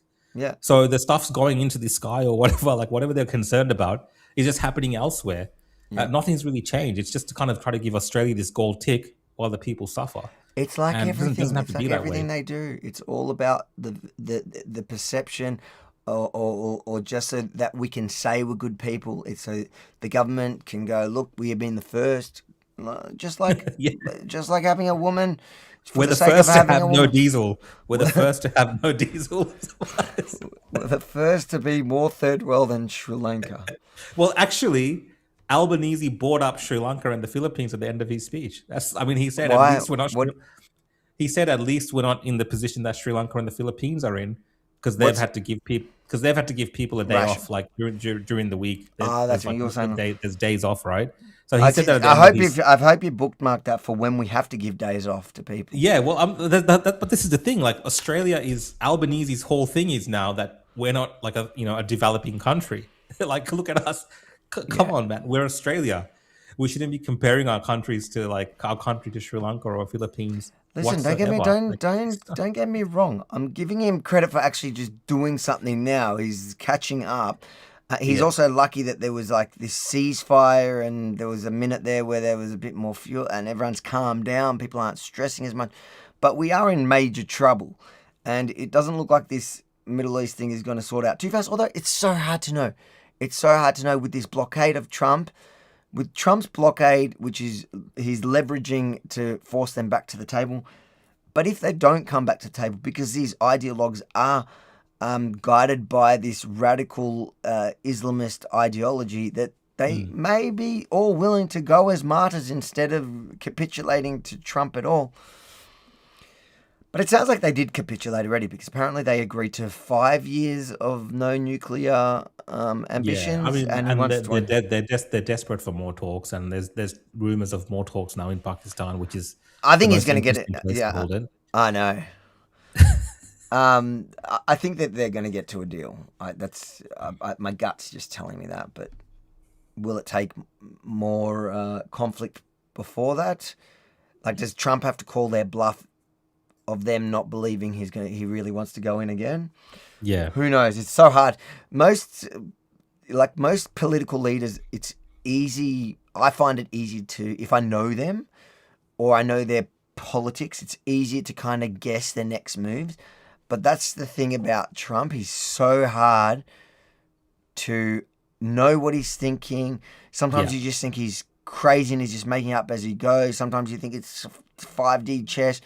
Sometimes it can either be 5D chess or it was just a crazy fluke. Like, it's really hard to read.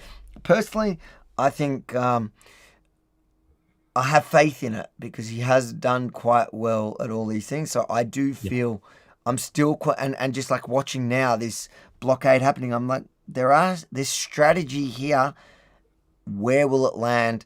And if it, in the best case scenario, the world is going to have a lot more petrol, and the petrol prices are going to drop.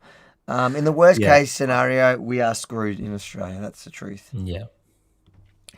Yet to be seen. Thank you for the super chat, Spetsy, who says Libs are just saying it. They spent the majority of Airbus Albo's term agreeing with everything Labor has done to destroy the country. They'll just be splitting the votes from One Nation at this rate amongst the misinformed. I tend to agree that they have spent the majority of Airbus Albo's term agreeing with everything Labor has done. I've called the Liberal Party out for being Labor light for many years now. Yeah. Having said that, splitting the votes from One Nation, it might, they probably, look, all I can say is I hope that both the Liberal Party and One Nation at least work with each other when it comes to the elections, to preference each other. And I think that will be good for both parties, and it'll certainly be good for Australia. Yep. And, in a case where they actually pick up some momentum publicly, because you got to understand that the Liberal Party could possibly appeal to many voters that One Nation never will reach. And so it is also in One Nation's best interest, which is the country's best interest from my perspective, to work together for that. And you could see a scenario in the future where the coalition, the Liberal Party, the Nats, and with One Nation as a minority government, a bit like a scenario where you would see Labor ruling with the Greens, which is always, if you remember the last election, that was my biggest nightmare. Labor with the Greens, my biggest nightmare, because it meant that Labor was going to be forced even further to the left, if that's even possible. Well, their biggest nightmare is they don't really believe One Nation is ever going to govern outright. Their biggest fear is this is a taste of it, is the Liberal Party being forced back to conservative positions, being forced to the right, to the conservative, to the right wing of the Liberal Party.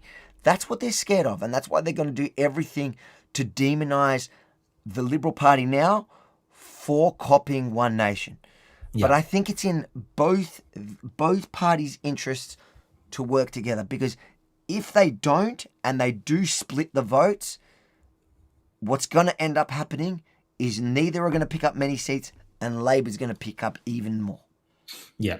I mean, that's what they've got to kind of contend against. But I would just like to remark that Australia is obviously a very young nation still. Even politically, it's a very young nation. You're seeing, a lot of the European parliaments, Avi, you see a lot of minor parties. People have a lot of different views. Yeah. Not everyone's on the same page. So you have this kind of, groupings of people that have very similar views, but they're in a different political party, if that makes sense. because there's slight variations on how people think. And I think we're entering that era probably in Australian politics as well. So in the future, I do also hope that, if One Nation keeps going in this trajectory, particularly after the time of Pauline Hanson, and they can keep this up, that there would be possibilities of a broader coalition for Conservatives to form government. Because Labor are, if you look at the previous election results, they are smashing it out of the park in Australia. Whatever you think of Labor, federally they've been very strong in elections. Stateside, they've been strong in almost every single state. We only have, I think, Queensland, which has a Liberal government from memory. So really, Labor is doing very well Australia-wide. Whatever you think of them, based on the political system, the voting preference, whatever we have, right? It is what it is. But hopefully in the future, for Conservatives and people on the right who do have these more eclectic mix of right-wing views and ideas, and little differences that we can't always come together on, if we do get enough seats and we can form a coalition to come into some form of government, hopefully that is workable, and that is something that's Liberals are open to, because they're kind of resisting that at the moment. But I think there'll come a time where it's impossible to resist that combination being required to form government in this country for the right of politics, just because we're so different in our views. Yeah. Let's read these last super chats before we end off tonight. Harry Holtz says, what are your guys' thoughts on Professor Jiang? I've been seeing him pop up everywhere recently. Recently saw him on PBD podcast. Listen, I think you answered your own question. He seems like the biggest op lately. He's popped up everywhere. He's saying all the right things. But I haven't followed him enough. All I could tell you is that I've seen a few of his videos where he's like, it kind of reminds me of Alex Jones. I don't actually think he's a legitimate professor, but maybe he is. Where he makes, he makes a million predictions and then one of them gets right, and then suddenly he was right about everything. He's academic Alex Jones. He has some interesting views for sure, but a lot of it seems like these kind of downer views or blackpilling people. Yep. I don't know the kind of what he offers. I watched him on Sneako the other day, and even just listening to him, I don't really know what this is meant to be offering. Him and that Dugan or whatever. Dungan, these ideas and the things that they're talking about. They're anti-West. They hate. It's very anti-Western. Yeah, you can tell there's a streak of anti-Westernism there, even if they're trying to kind of propped up by the commies. They are out. Just don't fall for these clowns that are being platformed and elevated by podcasters who are just chasing the clicks. I like PBD, but I wasn't actually talking about him in this case. I'm talking about more Sneako and that. But these are people that are working against us, our value system, what we stand for, our democracy, our freedom, and they just want to kill the West to make they want the world powers, the dominating powers, the world force, the world governance to be Russia and China. So unless you want that, these are their propagandist tools. All right, let's smash through these last comments because I'm getting hungry. Lewis says, do you guys think that Ruddock is going to regret his anti-Israel stance in the long run, since it probably caused more damage to his party? I don't know. I don't know how self-aware. I don't know how honest with himself he is, and I don't know if it's only that. I think the anti-Israel stance that he took was a symptom of his broader going woke right. It was just a part of on this road to the loony right. Will he ever regret that? He's probably a bit far down that rabbit hole now, like a lot of them, and they're going to blame the system at the end of the day. Look, it will take somebody that's self-aware and honest with themselves to look at that and go, okay, I got that all wrong. I don't see people that tend to fall down that track being the most self-aware people and most honest with themselves. I don't know. Yeah. I think he'll justify it. It's the hill he was willing to die on, and I feel like he's going to die on it. Yeah, I think I'm interested to see the results of this. Obviously, he's in Sydney, New South Wales. I don't know too much about the demographics of his particular electorates, and if that kind of shapes his views as well. It's hard to say because the Libertarians in Victoria are somewhat different in their I love views them. and I how love they and how they for the record, and how I they love express the themselves. Yeah, libertarians in Victoria, and I also think that they're consistent. They're good people, and when they get into office, they don't change their views based on the online conversation or what they perceive to be the popular position online. One of the funniest lines I heard Ruddick say in a debate is, the every poll shows that Australians' position on this issue, the vast majority of Australians on this position is anti-Israel. It was about I can't remember what it was specifically about, and the person who was debating going, listen, if you're going by the polls of what most Australians think, then you would not be in Parliament because most Australians are not with the Libertarians. Yeah. And it's a good point. But it does kind of demonstrate that he was like somebody, because when he did go into office, he did have one set of views, and then he shifted, and he tries to pretend that, talk his way out of that. But it's clear the Libertarians in Victoria have stayed consistent. I love them. I just don't think they have a real good chance. The seats that they've won here have been through preference deals that they made. Like last time they worked with Drury, and you can say whatever you want about that. They did it. That's the road that they chose to do. They're in a system. They were playing the game that's being played by everyone. I don't actually have a problem with that. And it's good to see Conservatives trying to prepare to play the same games in a different way. But I just don't see them as a real force. The biggest threat to the Libertarians have been One Nation. Yep. As a minor party, because they've just stolen the thunder. It's very hard when you think about even the media coverage now, because a lot of time we talked about how unfair it is that media just covers the major parties. Yeah. Well, now they've started covering One Nation incessantly, obsessively to make their points. One Nation is now a part of the discussion as a third party.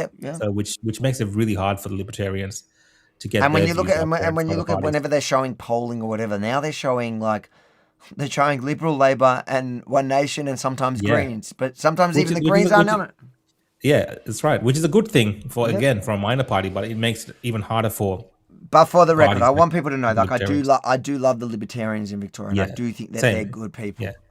And specifically, Limbrick has been a champion, always a champion, but I just don't think they have a chance, and especially now going into the next election where One Nation is the dominant thing. Like they're going to even lose, and they'll probably lose potential. Although Libertarians make preference deals with parties that will never do preference deals with One Nation, so who knows? Okay, Noah says we got 4 more. Noah says John Ruddick is nothing but a fraud who goes with the trend and with what is popular, not what is right, which is exactly I would say, I was surprised, he's kind of turned on Donald Trump recently, and he's a very big Trump supporter at one point, and it's very kind of all MAGA.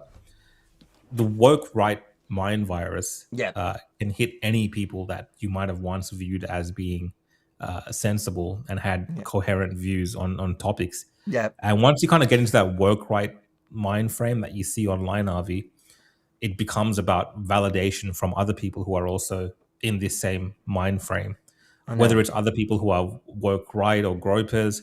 And also there's a massive operation that's happening that people don't really understand from online accounts, which is what Twitter's trying to deal with. These Bangladeshis, these Pakistani bot farms, these other Middle Eastern bot farms, who elevate these positions of the woke right to be trying to mainstream these views, because essentially a lot of the woke right views are isolationism. It's this kind of nationalism that ignores the rest of the world, and just generally anti-Jewish.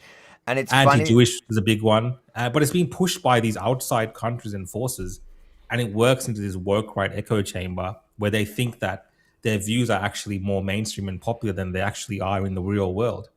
And I think that's the trap that people fall into. And the way that the way they gauge it, like Ruddick does it as well, but they all do it, is oh, like that. You'll see that on X, especially. We ratioed you on your own statement, like that. So that means to them, they're saying that just demonstrates how our position is so popular. It's like, dude, it's on the internet. It's not the real world. And like that guy told Ruddick that time, like, you are not the popular position. Otherwise, you would be the major party. You would be One Nation right now, really. You would be One Nation on the right if your position was really that popular. You're not. And I think in the next elections, you're going to see like Ruddick and all these guys, they're all just going to get thrown out. I think this is all going to hurt them. But we'll see. Time will tell.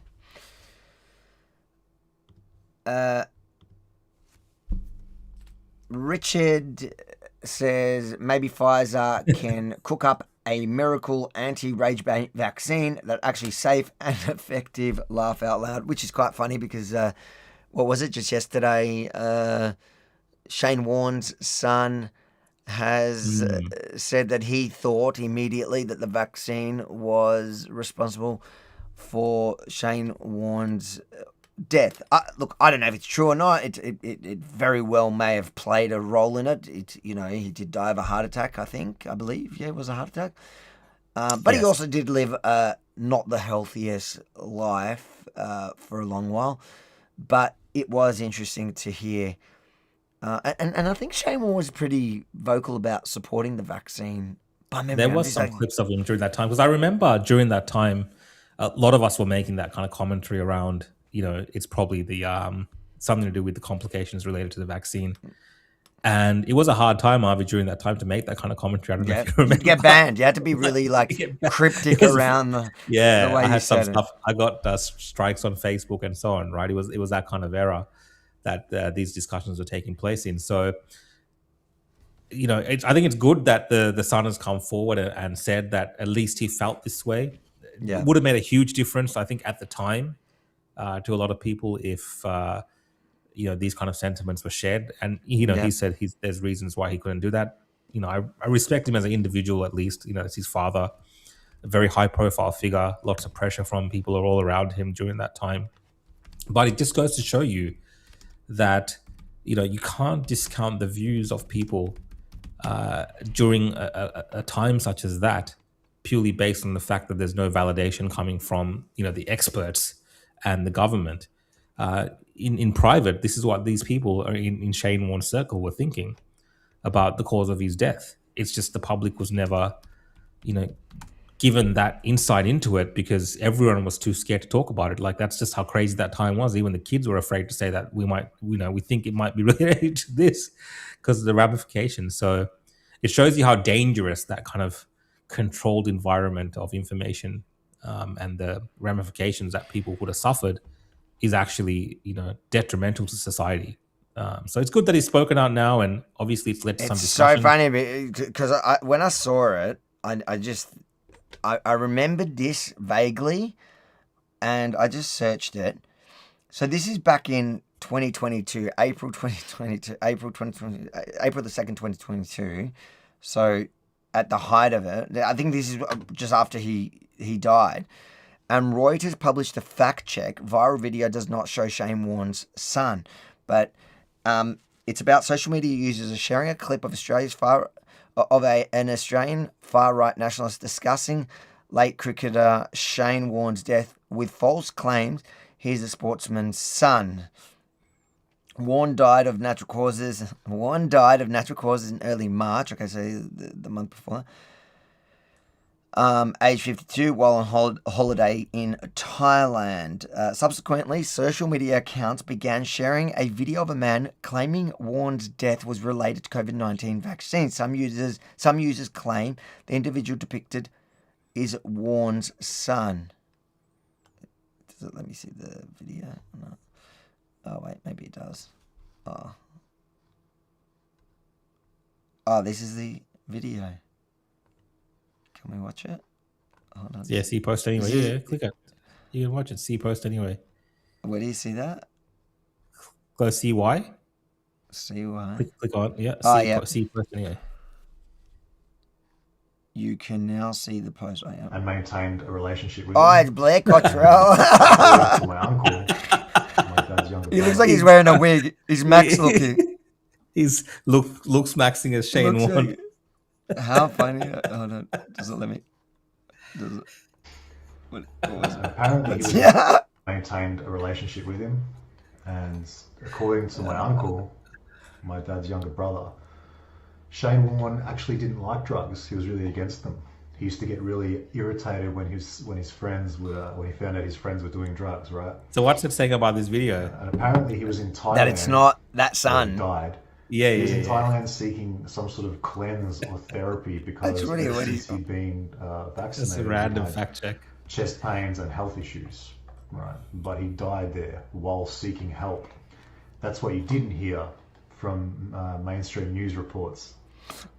And at the same time, another cricket guy, was it Rod Marsh or? Anyways, it was. But yeah, it goes to show you that even like then, like people were speculating during the time of his death. Sure, and Reuters was making a point to fact check it, but it's just so interesting that the fact check was that that's not his son and that he actually died of natural causes. And now, fast forward 4 years, his actual son is saying, at the time, I was actually agreeing with that guy that they were fact checking, and it's just like it's come full circle. Yeah. Anyways. It's crazy. Let's read these last two super chats and get out of here. Harry says, happened a while back, but thoughts on the nightclub incident that happened earlier this year with the Tate brothers, Myron Gaines, Sneeko, Sneaky Nerd Fuentes. I like the way you write. And Andrew Tate blaming Sneaky on this song Laugh. I think we covered it at the time. It was all. And actually, what's his name? Clavicular. He was also there. He was a part of that. And then since then, he did. I think he apologized and he doesn't talk at all politics anymore after that whole incident. But they got banned from all the Miami bars and they were crying about it. These guys are so lame. They're so lame. I mean, it's such an odd bunch. Yeah. Like it's such an odd bunch because you have Andrew Tate who talks about the excellence of Western whatever sometimes, and then you have Sneeko who's screaming Allah Akbar all the time, and he's calling for jihad. You got Myron Gaines, the Sudanese dude who's just like. Is he Sudanese? I think he's Somali, isn't he? Somalian. Is he Somali or Sudan? No, maybe you're right. Maybe he's Sudan. No, I think he's Somalian. He's Somalian, and like again, none of that matters. But their views are obviously very anti the West, extremist in nature. Just an odd bunch, but it's entertaining. Like it's what it is. This is why these guys are successful. There's a lot of people that hang out to watch that stuff. It's kind of like a bit of brain rot. Yes, they move the needle in discussions to certain extremes that people don't normally talk about because it's just like, why would you have those conversations? It's just kind of weird. It is what it is. So I don't know. They're a net stain on society, though, to be fair. They're dumbing everyone down. Harry also last comment. Avi, I agree with you. The Professor Jing, how do you pronounce his name? Jing? Is the A silent? I don't know. I never know how to say these names correctly. Yeah, I know. Is being funded by the CP, but why would PBD even host him on the show? PBD is someone that is pro-West. Again, I did not watch the episode with him. I don't watch every PBD, otherwise I wouldn't have time to do my own thing in life. But one thing I give PBD credit for is he'll talk to anyone and he will generally push back on what he believes. Yeah. And so I don't actually have a problem with that. I have a problem when you have someone like Tucker Carlson who platforms people and then amplifies them and doesn't push back at, like Nick Fuentes, the way he treated Nick Fuentes in comparison to Ted Cruz, where he's elevating and amplifying the bad ideas or the guy with really bad ideas and then pushing back against the guy with 99% of the things you actually agree with, but it's because he just likes Jews, you hate him. Yeah. On that note, I was going to say the whole podcast thing is to replace some of the mainstream talk shows. So what happens is a character like this comes about, and you got the hottest character at that particular time, and they'll do it like a circuit. They'll go on every show, Yep. And everyone kind of wants to have their own discussion with that individual. And it's just how it is now, right? So these guys, they book these podcasters. They have booking agents. They'll book these people in and try to have these discussions. So I think a lot of what's happening is also that. And everyone believes that they are neutral, or they have a different take or a different angle that they can provide on it. So they will end up questioning these people. Yeah. It is what it is. On that note, ladies and gentlemen, thank you for joining us tonight. Make sure to subscribe to the channel and join us every Tuesday night. Where can people find you, Rukshan? Guys, you can find me at The Real Rukshan on X, Facebook, YouTube, and Instagram at The Real Rukshan, or at deportrv.com. You can see my main platform, Facebook. It's legit. Legit, that works. Deportrv.com. Try it, and you can follow me on Facebook. People were saying, Avi, in the comments I've seen that there's been issues with YouTube stuttering throughout the stream. It's a YouTube issue, possibly. It happens once in a while, but yeah, I think still the best platform is follow us on YouTube, because you can really kind of get involved with the super chats and join the conversation. But thanks, guys. Thanks for joining in.